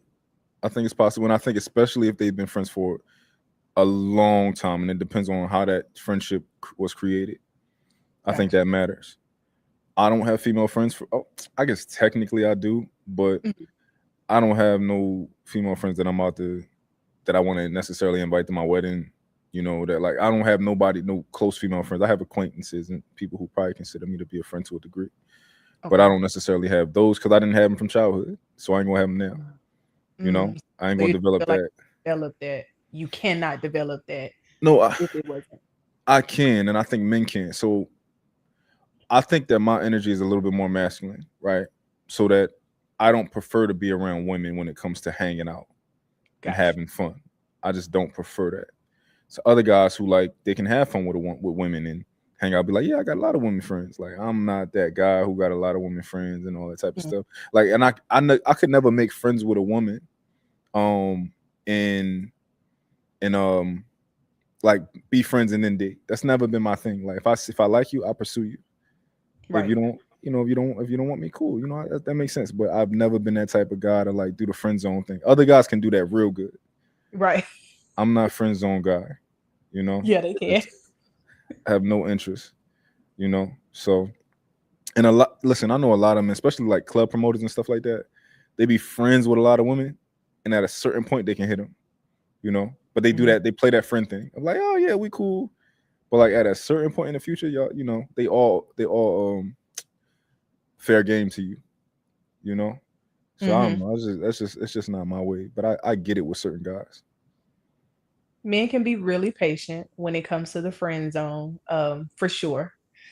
I can definitely speak to that. I feel like a lot of times men and women's friendships are created based on friend zoning, or they were friend zoned by the friend of the friend, and now everybody's friends. Um, so I do feel like as we get older, establishing those relationships start from a place that will not make men feel respected, because I feel like at a certain age, you see with your eyes first as men, you're hunters. So if you see me from across the room, you you probably ain't looking at me like, shoot, that can be the homie right there. I want to go get the no dog. What's up with her? You looking like, she look good. And you may approach me like you said, and it doesn't go that way. But I do think from that point that if the man can actually respect the friend zone, that a real relation, a friendship can be. That don't matter. You don't think so? You think Mm-mm. he's always gonna be like hidden, crouching tiger, just waiting Yeah, there? I'm a believer in I'm a believer in, for one, if I have to respect the friend zone, we got a problem, Okay, right? Like, you don't have to respect the friend zone with your sister, right? No, she's true. your You sister. don't? That's disgusting, right? Right. You don't got to with your cousin. You don't got Right. to with your homeboys because they men. That's disgusting. Right. But in this scenario, I gotta control myself. Let me control the way that I feel, like, I don't believe in that, right? And I Yeah. also believe that first impressions are extremely, like, you live and die on that hill. So if I'm a man, right, and I see you and you twerking and you got your, I can, your pants is rising up and I see how you dress and all that. I'm like, yeah, I want to take her down, right? And Hmm. a lot of and or if I'm a man and I got my money out, I'm flashy, like I got my money everywhere, I got chains on, I'm driving nice cars, like, shorty gonna want some money. So, "Oh, you got all that money, you showing it to everybody, okay? I want Right. that money, I want some of that." Right? I think first impressions is just like, versus if she met you and you were more intelligent. She's like, "Oh, he's smart. I like that. That's intriguing." Right? Then it would be different. But I think that first impression is very strong. So if I see you when I want you, if a man sees you when he wants you, I nope, it ain't never changing. True. I guess women we friend zone so hard that shit we be ignoring it. So you're Yeah. probably right. We be like, whatever. We if once we bros on you, that's just it. It is what it is. So Hmm. I can definitely agree with that. I got a question Okay. because I really need to ask Emil this. I put this on my page the other day and I didn't get too many comments. So lately I've been hearing this controversial conversation about women who have kids, um, options vary to the point to where they don't have options. A lot of men in the comments are very biased about that being a scarlet letter or something that they said. How do you feel about the men who are biased with women who have kids in dating? What do you feel like her options look like? Mm. If I'm being honest, most of them guys who feel that way already did it. If I'm What you being mean? honest, they did it before. They did it. They dated a woman with kids. And they didn't like Um, it, maybe? they didn't Some like it. It didn't work out. They realized, like, yo, I was a stepdad. A lot of these guys that I experienced, they've already been stepfathers before. gotcha. Yeah, but I think that's what they want. They want it to be true. It's just one of those things where men are being delusional. You want a woman who has kids to have limited options. Well, the world don't work how you want it to work.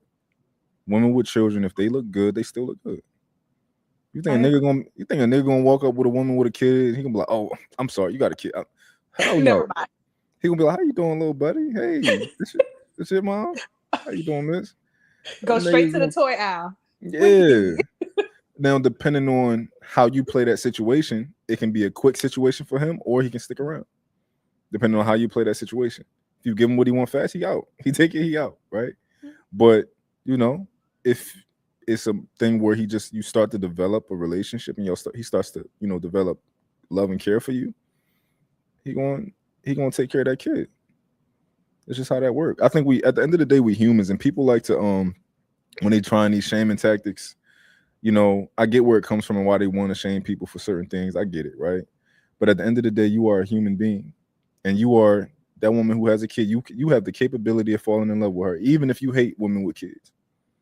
So if you're not going to choose to, like, literally don't even touch them, Hmm. it's always a possibility you're gonna fall in love with something. Mm. I like the way So, you put that. I agree. I had to like put emphasis on that because I feel like women are criticized in this shaming era of dating when it comes to weight, biological clock, and if you've already had kids or if you're committed with the ring or not. Um, and now don't get me wrong. I feel now that you explain it that way, it sounds like it's coming from a trauma response for them, Hmm. outcome that they didn't really like. And I get that. And that's why I say a lot of men express their um, emotions in the form of anger versus women. But then I also don't understand. I think what was confusing to me was, don't get me wrong, like someone who has multiple kids by multiple men, I Hmm. would talk to her about her decision making for sure. And I think when it comes to dating, when you have kids, your options, they vary, but not in a bad way. I think they vary because men in that space have to, like you said, realize if they're going to come in real quick or if you really going to be here, and you got to make up your mind pretty fast. I don't feel like it's really a lot of time to like enjoy getting to know each other. But then also too, I feel like women don't understand that the decisions you make now Hmm. definitely impact your options you have later. Um, because anything that you come into a relationship with that you have to bring from somewhere else, that can be considered a form of baggage, whether it's good or bad, whether you've maintained it and you have it disciplined or not. People look at baggage as something that they have to figure out how to incorporate into their lives. So I Yeah. do feel like it changes on that aspect, but I never understood. Now I understand why they were so upset. I was like, why is this such a big thing? I don't think it's, if you don't want it, you don't want it. If you do, you do. It started with Kevin Samuels, if we're being honest. Kevin Samuels started to really get into, put that message out there of like, yo, you got kids, like you need to stop asking for so much. Mm. Which is some validity to that, right? We don't like entitled people, right? Yeah. Men, we like Cinderellas. We Hmm. prefer Cinderellas, you know. Um, so I get it, but at the same time, I just think we got to be real about it. Like to a certain degree, it's like, all right, chill out. Like I get it, you tell a woman, hey, be careful, yeah, but chill out. It ain't that deep. It's deep, but it ain't that deep. What's the thing for me? Hmm. I think often the situation, it just doesn't make sense for a lot of men. And that's perfectly fine. Hmm. But when you start the shaming stuff is corny, right? Yeah. You can get into a woman's life and you like, you know what? It don't make sense for me because I didn't really, maybe I want to take a lot of vacations and now this will mean that we got kids to worry about. Hmm. Or maybe it's a thing of he got a father in his life and it's just too risky to put myself in that situation because now he want to feel like, oh, my man in that house with my kids, and Hmm. cool, makes sense. You don't want to go through that. Right. It's a lot of things that'll make it not advantageous for somebody to go through, but there are a lot of situations that could work for you, whereas maybe his father not in his life, it's just her and the baby, it's just her and the kid. Hmm. Maybe that kid is extremely respectful, maybe that kid is receptive to you, you know Hmm. and maybe that'll make a lot of sense for you to be in that kid's life, and it's not a problem for y'all to. And maybe she has a strong support system. Mom is around. Mom is always willing to take the baby. Everybody in the family want to take the baby whenever they can, right? So these situations matter. Right. Just kind of going into it without context. I get it, but the shame and shit is corny. Like I had kids before I had my woman with different women. And this is my thing. Yes, it'll cut off certain options. For the most part, I ain't missing a step. It just is what Hmm. it is because of my character, You, yeah, yeah. because of how I carry myself. So you know, um, yeah, I think the shaming stuff is corny, and women are starting to shame men back for it. That's what I was about to ask you. Like, we had a whole conversation about, does a man's value decrease as much as they say women's value decrease when he has multiple kids or kids? What was Period. your answer to that? What was your thought? What was Do you my think? true thought process was, yes, the value decreases. And this is why I say that. Now I'm asking more questions, and more plays into the relationship. Me, I'm a woman that, and now we were talking from a six figure six figure man. That's the Hmm. point we were talking from. They were basically saying he can have all this money as long as he's rich. You'll be okay with accepting him and his multiple kids. I Hmm. said that for me, his value decreased because if we're going to take this relationship seriously, now I'm thinking about all the mothers that I have to deal with. I'm thinking about all the households that you're going to be supporting. And when I say that, it's if you are a great grandfather, you will not let the lights go off in the house that your children will be staying in, whether you are there with them or not. Hmm. I've been through that. Seen somebody in that space. So you got to deal with that. I'm thinking about child support. I'm thinking about all this money that they're saying that you're making, that I'm supposed to accept you in this space. To me, your value decreases because you have to split that amongst multiple households, Hmm. including me. So I think that I just ask more. I don't feel like they're as high valued men as they say they are just because they have money when they have multiple kids. So Gotcha. still a lot of baggage. Okay, so let's talk about that. I think that's all situational, like you said, right? Because it's a lot of men who actually know what they're doing. I'll use myself as an example, right? Hmm. I'm not on child support. Um, uh, I'm a great father. My kids are with me majority of the time. Like I'm the more the custodial parent, right? Um, no money issues. As you can see, we go on vacation all the time. Family Hmm. vacations, romantic, adult vacations, stuff like that. I don't have any baby mama drama. Really, it's really not much kind of conversation. It's not much conversation is not needed. It's like, all right, when you coming to drop the baby off, and Yeah. it's like, oh, they got a doctor appointment this day, stuff like that, right? Not much, no overly doing the communication and stuff like that. When it comes to like supporting other households, it's not really. When you think about it, if you really got actual money, that ain't a big deal. Mm. Supporting other, even if I was supporting other house, like if you actually got money, what's a few $1,000s a month to make sure somebody lights ain't going on, you know? Okay. So you Um, feel the opposite than I feel then. You feel like the value is still there. it depends. It depends. Now, the value can be down if that woman to a degree has control inside of his house, Hmm. right? If she can Yep. control how that man moves to a degree, you lose value to me. That's my problem. Um, yeah, yeah, Hmm. like that's a thing for some men. But if you don't have that, where she not controlling how you move or nothing like that, right? They chilling, no issues. You ain't really giving them no money because you don't have to, because you're doing what you got to do as a parent. Um, I think that it can work out for a lot of women. But I think before people lose out on somebody that could be really good for them, I would just tell them to just take into consideration the context of the situation.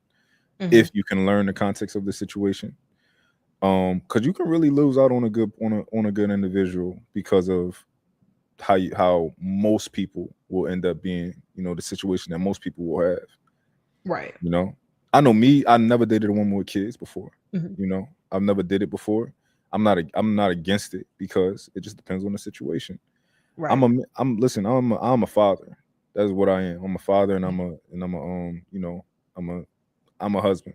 I'm technically not, but my spirit's in my spirit. I'm a father and a husband. So you put me around a kid, I'm gonna be a dad. It's just how it works. I don't care who kid it is. I don't care if I'm out at the park and I see a kid that need, I'm a dad. That's how I am around everybody. Hmm. So, I'm not scared like, oh, I'm gonna have to be a dad around her kid. Oh, like this not my kid. I mean, nigga, I'm a coach. I'm a dad. Like that's what men Right. do. That's what Yes. we do. We the protectors we are the protectors of society. Yeah. You don't get around a kid and be like, oh, it's too much work. Like I don't want to have to. I wanted my Saturday nights to like. Shut up. Yeah. My bad. My bad. I shouldn't even be saying that because people are allowed to have their preferences. I mean, People are yeah. allowed to do what they want. But some preferences I do feel like are silly ones. Like for me and you, will overlook it. Like I'm not gonna say this because a man has multiple kids by multiple women that I look at him in a disgraceful way. That's not the thing.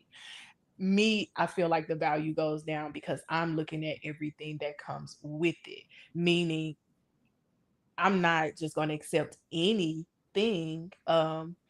The baggage may be too much for me to have to deal with multiple kids with multiple women, whether the relationship is good or not. Because you got to think about this. Like it goes into the context, like you said, you and the parent can have a great relationship, and the kid can make you feel like you walking on eggshells. Oh my god. Daddy's little girl will have him wrapped around her finger and she's just running haywire through the damn house. And he's so into that daddy daughter zone that it's like, I'm your woman, what's going on? So I think outside the box of that. So I feel like Yeah. if I wouldn't necessarily steer away and say like you're somebody that I would devalue and not want to date, I would ask more questions. I Mhm. won't necessarily run to hopping in a committed relationship with you as fast as I would someone who doesn't have kids. So like I understand the men who have their preferences of wanting or not wanting that, but the shaming and the dismissiveness I don't like. You can say her value has decreased in your eyes by what you base it on. I can't really argue with you on that because again, the decisions you make today affect your options later on down the line. But for me, when we were having that conversation, they were like, if he's a six-figure man and he's making all this money, you're not gonna care. I care. I gotta think about when it's them kids coming over your house on Saturday, and I gotta deal with it. Like Mhm. I have to deal with whatever y'all go through. I have to deal with that too. You get into it with her, something doesn't go right. I gotta deal with that. You get what I'm saying? Yeah. The things that so, like you said, it goes back into if she's controlling what's going on in the house, Yeah. And and a lot of also times it's like that. some people are not very um what is it called? Tolerant when it comes to kids. Some people are just Mhm. not kid people. Yeah. So, that's more like kind of knowing yourself, like, am I a kid person? Am I not a Mhm. kid person? Some people just don't have patience at all. Yeah. So I think people should definitely know that before they get into something like that. Right. Um, but yeah, for the most part, yeah, I think people should just be mature about it. I think nobody's being mature. Like, Mm. I see people saying the dumbest shit on the internet, right? I seen somebody, they said, oh, they call it like people with kids half used. I said, what? They Have call what? a half used person, like somebody that's half used. I'm like, what? It was a girl too. She was talking about men with kids. I'm like, that's like, what do you like? That's stupid. That's Like, that's ridiculous. ridiculous. Yeah, it's ridiculous. Like, people, you're supposed to have kids. Right. Like, it's a natural human thing. But the reason I do think that women tend to be a lot higher risk when it comes to this Mhm. for certain reasons. I think when it comes to a lot of women typically had a children, right? Right. Of And course. as a man, you're coming and you're being financially responsible, you Yeah. know, unless you a hoe. Unless you like Yeah. a man who gonna be like, oh, they ain't my kids. I'm gonna just keep my money over here, and Mhm. that ain't how being a man work to me. Right. Um, versus a woman, you come in, I just gotta, I had to babysit sometimes, or be contribute in other ways. But a man, you definitely like, if she got 3 kids, guess what? Taking care of 3 kids ain't like being single. Having a woman is doubles the cost of whatever you spend it in general. So you got a woman with 3 kids. Yeah. That's something to consider. So you better love that woman. Oh, listen, I tell women all the time, like, you have to understand you are coming with more responsibility for that man to bear. I definitely agree with that. That's more mouths to feed, more people to consider. But that's why I made the comment not too long ago. I feel like people should date who they can afford. How do you feel about that? And I'm gonna elaborate on that before you answer. I say that because it's an adjustment. Everything you do when you're adding on something into your life, another person, another place or thing, it's an adjustment. Um, and if you know that you want to be in that space to be a certain way in your relationship or hold a certain role or title, you should make sure that you're dating someone that you can bring into your life. So for example, let's say if you're a man and you have a really good job, you're making 80,000 a year and you meet a woman who has 3 kids, it could be by the same man. Can you financially take on what comes with that woman? Mm, And if not, I think that you need to not stress yourself out, stress her out, put put y'all through those type of issues and choose wisely. Choose somebody else. yeah, no, I feel like it matters. that made perfect sense. I agree with you. Think about the finances first. Think about what you can contribute and what you not willing to contribute. You know. Right. Um, yeah, I had something on my mind I wanted to just say about this same topic. I'm trying to Mhm. remember what it was. Um, I seen a dating show clip, right, Hmm. where a man was it was like pop the balloon. A man popped the balloon because he asked a girl how many baby dads she had. I think she said two. Okay. He popped his balloon, and I look at women a little bit differently than other men.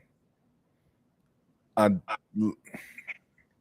I'm a lot more empathetic about certain things, and I understand leadership. So, a woman who has had kids with two different men, I don't necessarily by default look at her as like you dumb bitch. I don't see Right. it that way. These other niggas look at like you dumb bitch, and I look at like, oh, you probably lack leadership.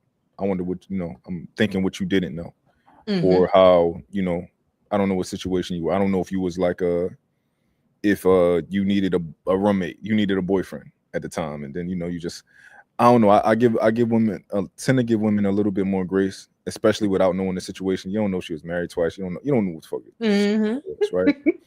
Um, you don't know if the man's still in the baby life. Like, you don't know what's going on. So I tend to give more grace because I feel like I'm looking from up here, and I'm looking as like I'm look. I'm just a leader. That's how I look at all women. I'm like I feel like I can help. I can like give solutions. I can Right. I can give you even with just talking to women. Like I can just probably give them a little bit more knowledge to make better decisions and stuff like that. So I don't necessarily look down on them that way. I'm looking as a leader that I can hopefully give you some sort of guidance or something like that. It's That's the how other it's man supposed who, to yeah. be. That's how it's supposed to be. But you know what?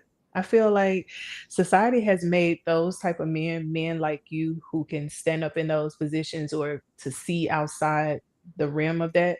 They call y'all simps. I don't understand that. Well, a lot of guys are retarded, right? So it's two different things. So it's two different things, right? So you got Simpson Panderers; those are real men, right? Hmm. Um, but I think I'm not. I'm in reality, I'm not nowhere near in that category. However, I am a leader, right? Right. Like the things that bother other men bother me too. When it comes to like, okay, I don't want a woman that's a whore. I don't want to be with a woman that's a whore and stuff. That stuff bothers me too. I'm a man. I got feelings. I got ego, right? I don't want to be with a woman who everybody has had. I don't want to be with a woman who's my friends have had and things like that. Um, but when it comes to certain things, I'm much more. I give a lot more grace, and not only that, I'm I'm more. I listen. So I want to hear your perspective. I want to hear your story, right? Mm. Other men, they don't even want to do that. They're not good listeners. They're not, they're not good at any of that. So they see me as like being somebody who is a good listener. Who's like, you know what? Oh, I heard what she said. This is all she's saying. They like, nah. I'm like, yo, I hear her perspective and I understand it. Right. Like, they're like, nah, fuck you. You being a simp panderer. Like, fuck out of here. You know, niggas are stupid, and people don't realize how stupid they don't realize how stupid they are. That really bothers me. Yeah. That's one of my biggest pet peeves is people who estimate how smart they are. So if you ever Right. see me in my comment section kind of going off on somebody, it's because they thought they were smart and that bothered me. I just try to I try to ignore them. I've always said this. I'm like, listen, if y'all want to say that certain men are simps, give me a simp because they are happy. Their partner is happy. Everybody's thriving. They ain't like somebody said the other day that because I think it's Russell Wilson, that's Sierra's husband, right? Um, that he was because he puts her on this pedestal with love and respect and how he honors her in that relationship.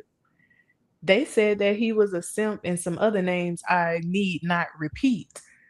But to me, I'm like, does that put us in a space where men are scared to be vulnerable? Because in order to get to that space that they're hating on, and I'm gonna be honest with you, the space of love that they're disrespecting, you get there by being vulnerable.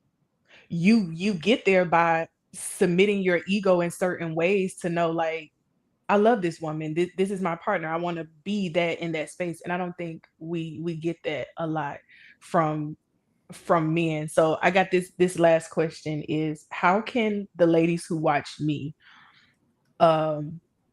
understand when they have a or handle a man that's transitioning into his vulnerable state so that they could grow something substantial in their relationship. Ask me that one more time. So how can women that watch me, so we have our intentional daters, they're taking accountability. How can they contribute to the space where a man is transitioning into being vulnerable with them so that they can grow their relationship? How can they transition into into a position where the man is more vulnerable? How can they contribute to that position? So, for example, you have a man that's met a woman that he really likes, right? Now he's into this space of I have to be vulnerable with this woman. A lot of women, they view that sometime as weak.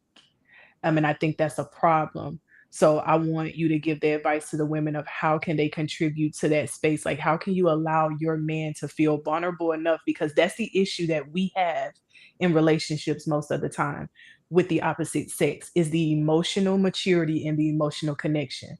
It's really hard. And I think it comes from men being okay with being vulnerable, but can women create that space and contribute to that space? Mm. How? I think men gotta know how vulnerable to be with a woman, Okay. right? You gotta know what a woman can handle and what she can't handle. Um, I don't think you should just go off telling your woman everything, right? Okay. Because you're gonna be dumping things on her. But at the same time, express yourself. So, you know, I express my listen. If I feel hurt, I'm gonna tell you that hurt me. I didn't like the way that felt when you said that. And it's very simple. But as far as I'm like men be confiding in women for the craziest things that I wouldn't necessarily tell them. Like, let's say if I lost all my money today, I wouldn't tell my woman. I'm gonna figure it out. She can't handle that. She shouldn't have to handle that. Okay. I'm gonna figure it out. You'll be fine, right? Will you tell her if you don't figure it out? Or when Yeah. would be the right time to I'll tell her when I need her. got you. Okay. I like Yeah. that. When I need I you, when like I need that. something from you, you gonna know. But Okay. no, I'm gonna figure it out. If I had a job and I lost it today, I'm not about to tell you until it's time for me to tell you. You know, Is that healthy though? I think so In what ways? because so if I tell you if you can help me, that makes perfect sense, right? If I need your assistance, absolutely, let's work together. That's what you're here for, right? To work together, we a partnership. However, if you can't help me in that moment, the only thing that I can do is stress you out. The only thing that I can do is make you overthink. The only thing that I can do is make you not want to, make everything else you do that's your responsibilities. And then you got another weight over your shoulder while you're doing your responsibilities. And I don't think that's a good thing. Could it be seen as you're making her aware of the situation? Because in some instances, let's say that happened, right? And you had to find another job. Bills are still flowing, you're still operating as normal. It's going to take you to find that job, interview for that job, start that job, get paid for that job, cash that first check. Over that amount of time, things are changing. Do you Mhm. think it's healthier to just have her aware of what's going on so that she, as your partner, can make adjustments or be prepared for adjustments if that? Every Like, why adjustment do you you have need to to take that alone? every adjustment you need to make, I'll make sure you make. And once it's Okay. time for you to make adjustments, I'll make sure that you got everything you need to have. The Okay. problem is you how you're thinking is you're thinking from a self-preservation mindset. And it makes sense, right? You're like, oh my God, if I don't know, how am I going to protect myself? Look at you already overthinking, right? You're already thinking about, okay, what can I do today? How can like, nah, you already overthinking. Nah, like I'll make sure that it's gonna work out. You're gonna be fine, right? O And a lot of okay. times you'll end up telling your woman something. She end up, running in a circle with her hair on fire, right? And everything works out. And it's like, remember you wasted your time running in the circle with your head on fire. And Yeah, we do overthink, and you're right, but I also came from a place of, like, wanting to protect my partner in that space. I feel like I like to be proactive versus reactive, and for me, probably because of just things that I've been through and things that I saw growing up, it was times that I wish I would have saw my parents have certain conversations. It was times like even as a kid, like I sat back and I was like, y'all probably should be talking about, you probably need to let her know that this just happened and things need to change. And I saw my father do a lot of taking it on by himself, a lot of times, Hmm. figuring it out. A lot of times it worked, but the times that it didn't, it was like a trickling effect of playing catch up and then dealing with the stressors of now you got to bring this to your partner, but you're not only bringing them changes and adjustments, you're bringing them the stressors that we already could have probably worked out together. I don't know, I'm just thinking about Hmm. the aspect of my partner carrying that, and how the and it maybe that's the therapist in me to know that the buildup eventually explodes, Hmm. and I try to avoid that. So I always want my partner to feel comfortable to tell me, but I also know that that's a position that y'all hold in wanting to not stress us out. And I love that. I love the fact that every woman is looking for that peace and sunken shoulder feel. So I guess it was more so of like a, I don't want to make it bigger than what it is. So make me aware. I need to know. I need, and again, that's just from trauma responses of other things. Like Hmm. I remember once, and this is when I was young. Oh my God, I was in college. And I remember I was with my child's father at the time. And he had the mindset like you. He was like, I'll tell her if I need to. But after I came home once to a big red eviction letter, I told him, I said, next time you tell me so that we can figure it out. I never want to come home wobbling pregnant and this is what I see. So I guess that's a fear for me of saying, like, wouldn't it be better to just, this is your lifelong partner, just share that with me Yeah. That's crazy though. so I Like, can know. because an eviction, eviction is a long process. That's not something that just happens overnight, right? Mhm. So by the time that letter get on the door, It's been a that's while. a long time. That's different, right? Mhm. Like I So said, like you'll tell her beforehand. I'm gonna tell you when you need to know. I'm gonna tell Okay. you when I need you, But and I'm gonna put you in a when is position to help me.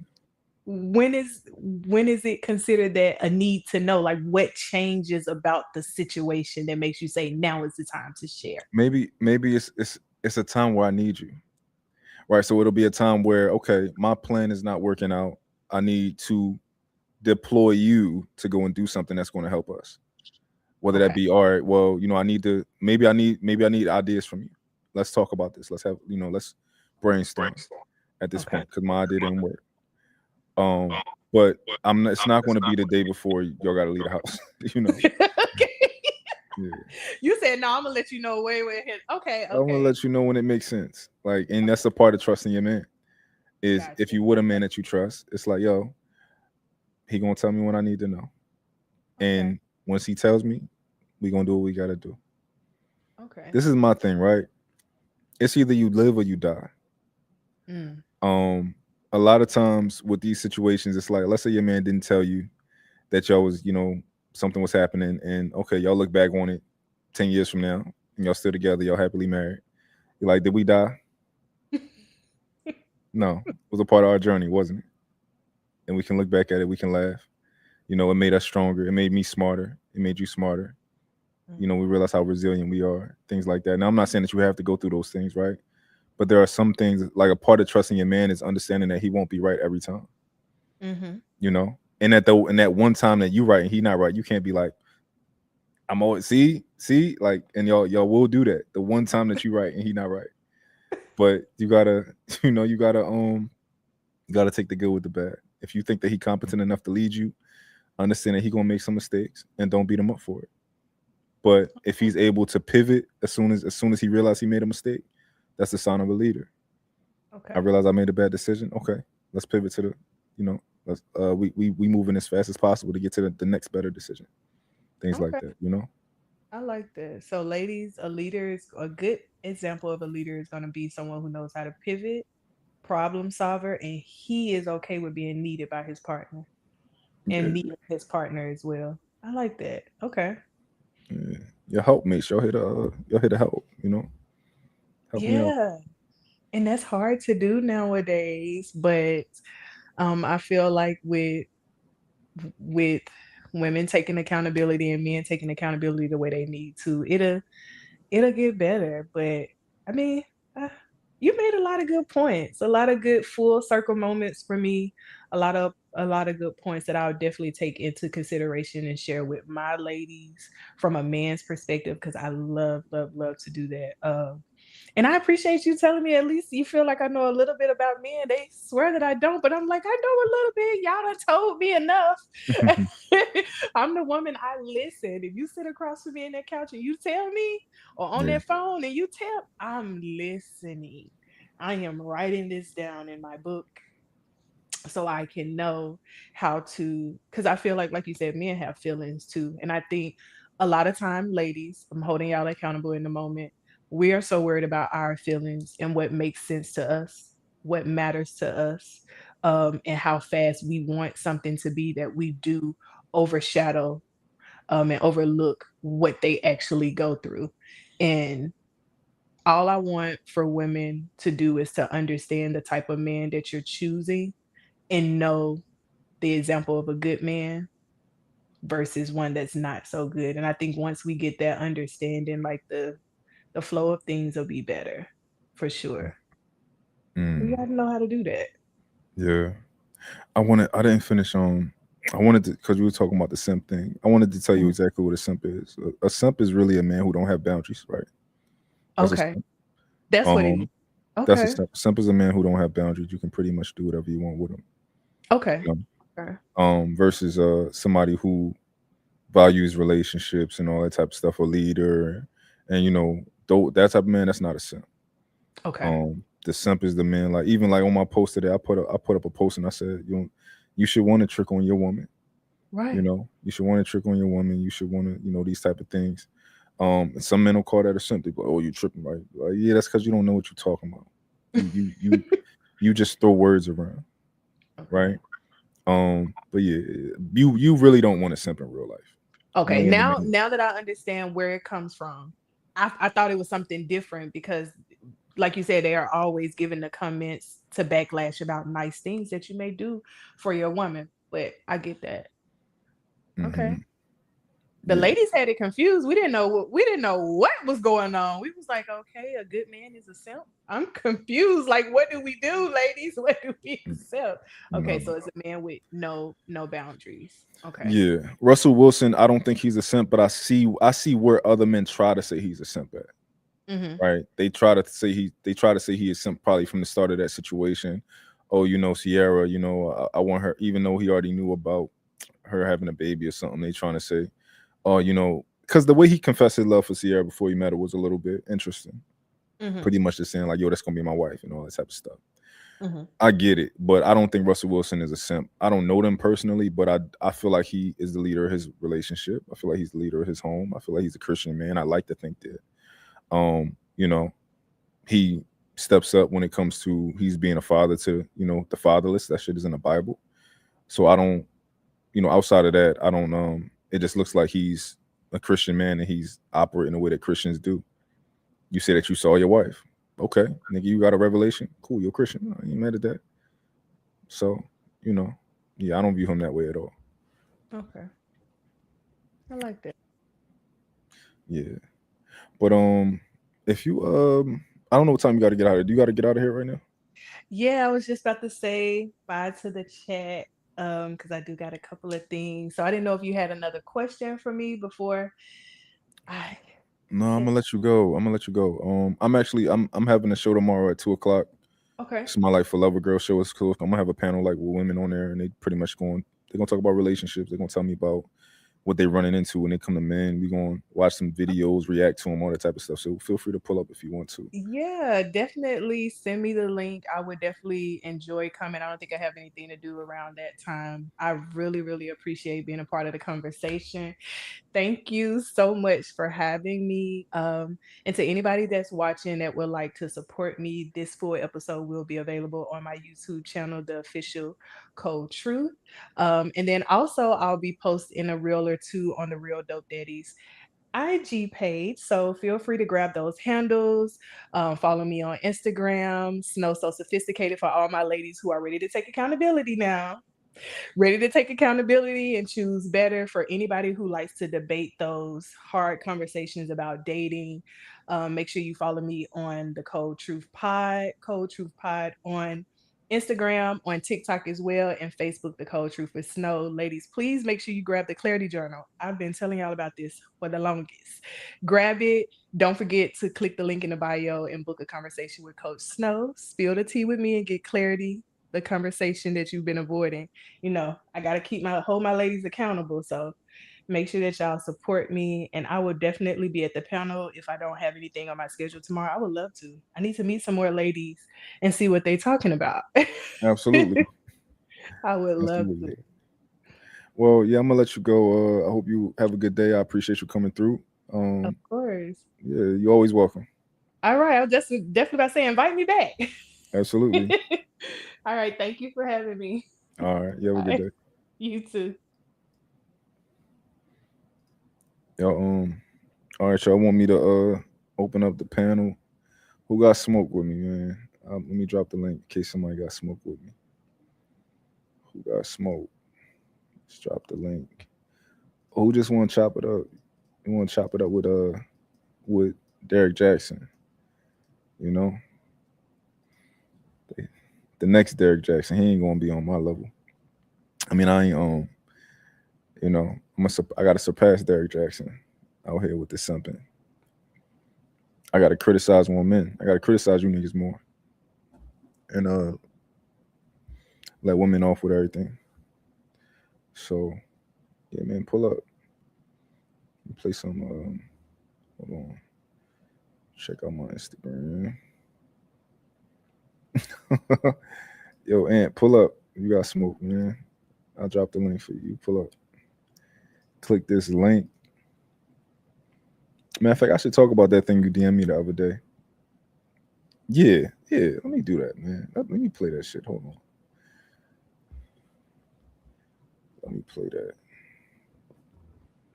What am I DM? Truth, what up? What up, little bro? How you feeling? I'm chilling, man. I can't complain. Already. I hope you ain't going into the Derek Jackson format. I just got finished boasting about you. Hey, man. Hey, man, I can't. I don't know what the future hold, man. You know, them dollars change. They change people. Don't they say money change you?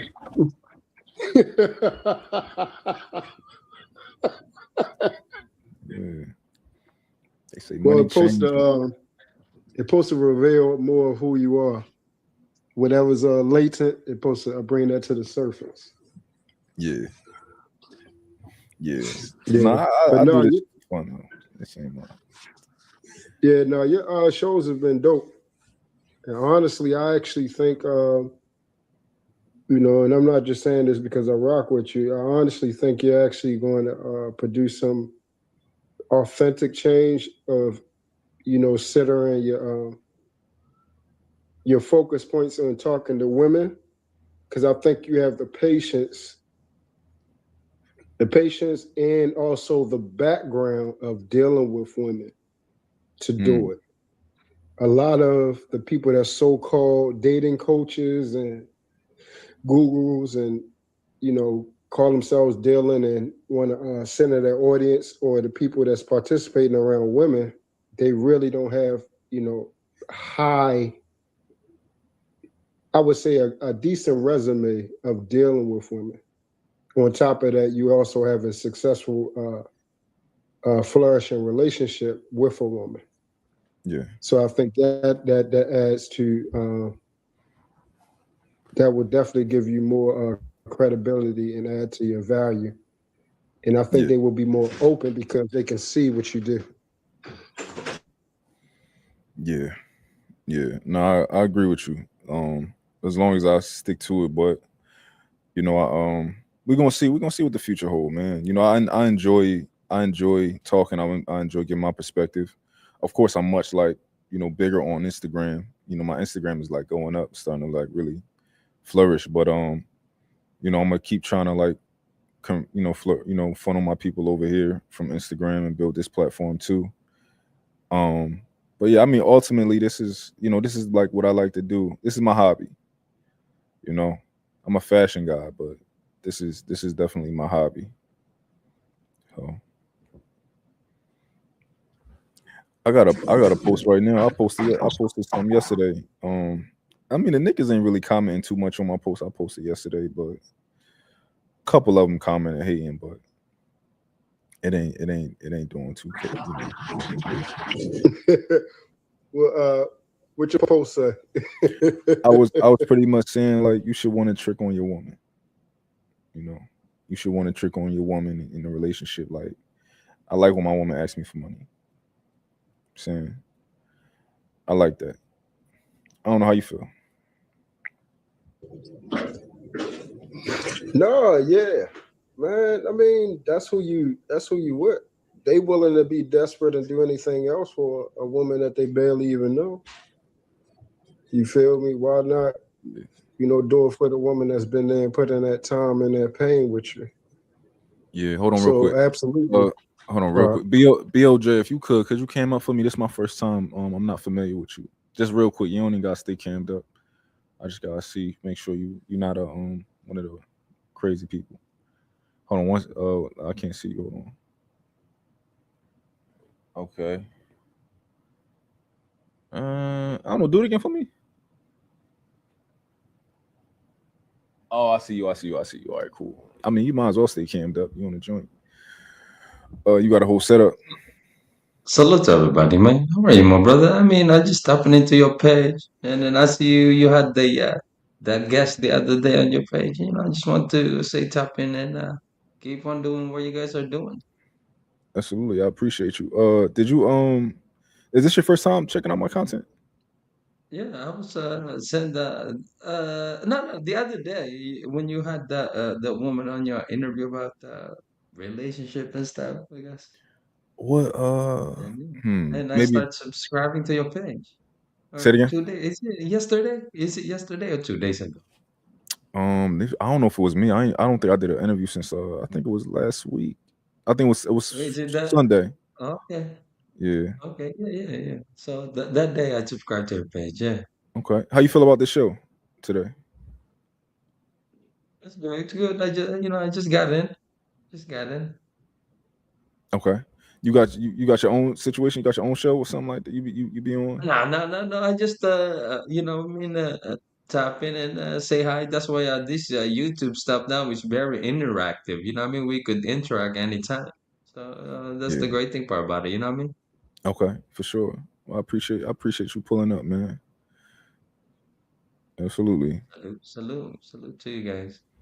I'm about to. I I mean, think I want. you mentioned that you're about fashion and all of that type of stuff. You're thinking to create your own clothing line, or what's the deal, my brother? You're planning to do this type of stuff? Oh, I already got that stuff in motion. I got a lot of projects. Yeah. Oh, okay. Salute, salute. I mean, yeah. Yeah. But I like to do. I enjoy YouTube, but also I might do YouTube from a fashion perspective too one day. I might Right, teach people right. about clothes and stuff like that. So who knows what the I future mean, I holds? see a lot of content creator now, right? Like Kai Cenat and all of this type of stuff, and they dress in a certain way. Next thing you know, they got $1 million contract with like Adidas or Nike and all of this type of stuff. So you never know, if they like the way you do it. I mean, it's all about that's all up to you, my brother. And as I said, keep up what you guys are doing, and what I mean. I just want to say what's up to everybody, man. Oh, I appreciate you, man. I definitely appreciate you. I'm having another show tomorrow at 2 o'clock. If you want to, check it out. Be a cool panel. But I think I want to play this video. My homie sent me a video the other day, and he he asked me to comment on it, but I think I'm gonna play it. Hold on, let me find it. Let me find it. See.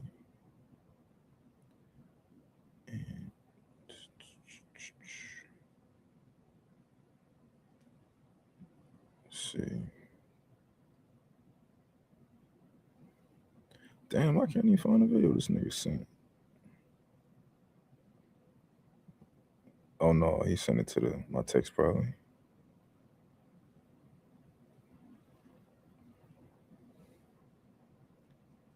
The fuck? Nah, I can't even find it. Oh, I found it. I'm tripping. Alright. You know, truth.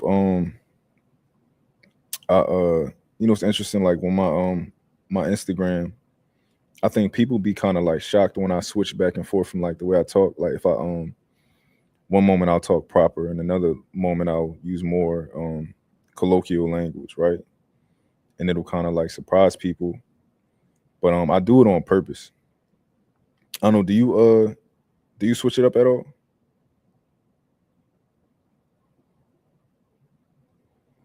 I can't hear you by the way. If you talking. 4, 3, 6, 9, 6, 9. Truth, can't hear you. You hear? If truth not here, don't matter. I'm gonna play this video for y'all, and I'm gonna tell you my comments on the video. Let's play this joint.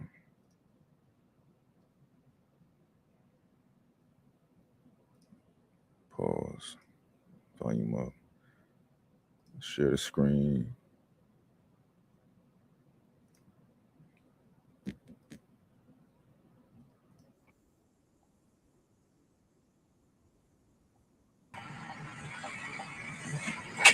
All over the fuck. Now we're gonna try this again. Hold on. What did you say? It's my one day off. What did you say? It's my one day off and you want to go all over the fucking city. Go to TJ Maxx, go get coffee, go to the mall, go look at this, go look at that. I don't see a problem. It's fun. Nothing about that is fun. But you love me. Ladies, I love a good joke, and I love when you're playful with your partners. But there are times where men are being serious about things and you guys want to laugh and dismiss their feelings. And you get mad when men do that to you. So don't be a hypocrite. I'm pretty sure the relationship is fine. So it's not like I'm bashing them or nothing like that. But you posted this publicly. So of course people are going to have a think piece about it. Don't be shocked. Keep your business off the internet if you don't want to hear anybody chiming in on it. But this is my thing.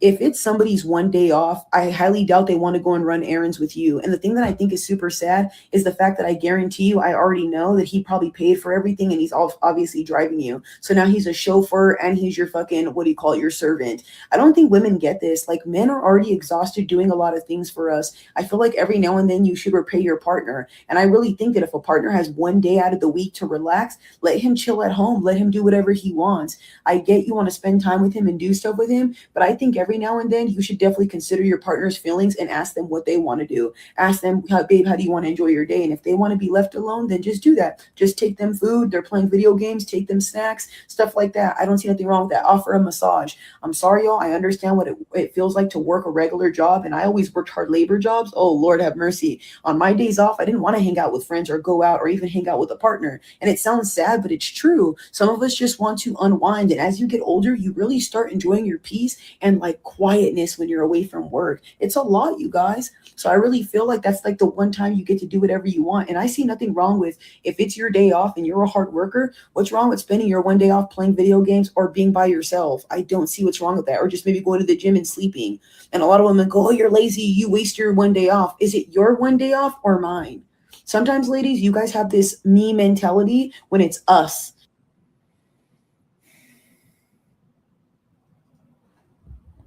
I'm gonna tell you what I think. This idea that a man gets one day off, and if he wants to spend it playing video games, there's nothing wrong with that. Yeah, if you're single, if you don't have kids, these type of things, right? I think in principle, if you get one day off, I can imagine that your woman has been trying to get your time for a long time, or your kids have been trying to get your time for a long time. Now I'm not saying the occasional, day off, you shoot, do what you want to do. I get it, right? But we men, we gotta we gotta show up for our families, I don't know what y'all think about that, but I thought the video from the perspective she came from was unnecessary. But I'm gonna take the premise that she laid out of a man getting one day off and his woman want to spend time with him. Nigga, you gotta listen, man. We know how this shit go. You gotta spend time with your woman, especially if you ain't been spending time with her. You've been working too much. Yeah, the bills need to be paid, all that type of shit. But like, yeah, you gotta spend time with your woman. You gotta prioritize that, and sometimes you gotta use your day off. Truth, you here still? This nigga ain't here. Let's get Truth up. Oh, man. I'm actually thinking about going and doing a TikTok. I ain't gonna lie.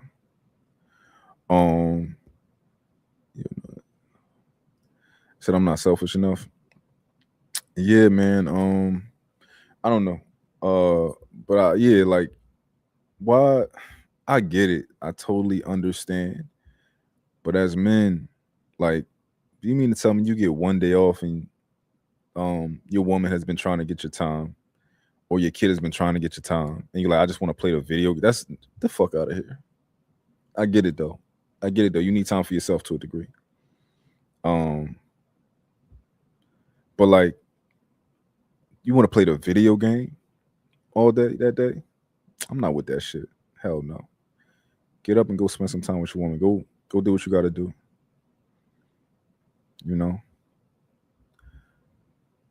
What up? We got what up, Kelvin? What's the deal, man? What's the deal? Said it doesn't come up on Instagram. What real? Dang, I know I don't got you blocked. Let me see what I put. Real dope daddy. Yeah, that's my Instagram, man. That's my Instagram 1,000%. You see the name, Real Dope Daddy, Prince of the Manosphere? That's me. I don't know why it ain't coming up.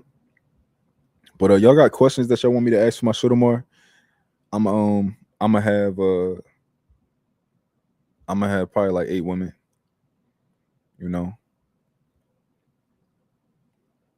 So everybody, it's not everybody hates my. Nah, it's Real Dope Daddy. But yeah, I'm having a show tomorrow. If y'all got any questions y'all want me to ask the women, let me know. Any topics y'all want me to, want me to use, let me know. Because we're going to have a nice amount of women for y'all to ask questions to, So, yeah, I need the topics. I think my my title is going to be, the show is going to be Speaking Womanese. I think that's cool. So I think this Sunday is going to be about womanese. So pretty much understanding what women are saying when it comes to certain things, and women's perspective when it comes to certain things. So yeah, that's going to be tomorrow's show. But I might do a live, like right now. I might go do a live. I think I might go test out TikTok. But it's only 6:00 and I can get home. I can get home early today. But yeah, I might go test out TikTok and see how TikTok live work. I got the live studio and all of that. They approved me. I just need to start doing lives. So I don't know. Y'all make sure y'all hit the like button while y'all here too. Please hit the like button. And subscribe if you're not subscribed. But yeah, man. No, matter of fact, no, I'm gonna create some content while I'm here. That's what I'm gonna do. Create some content. And I'm gonna post something. I'm gonna do it right now. I'm gonna create some content. I'm gonna post it up. But I appreciate everybody coming through. About to play the outro music for y'all. Get up out of here.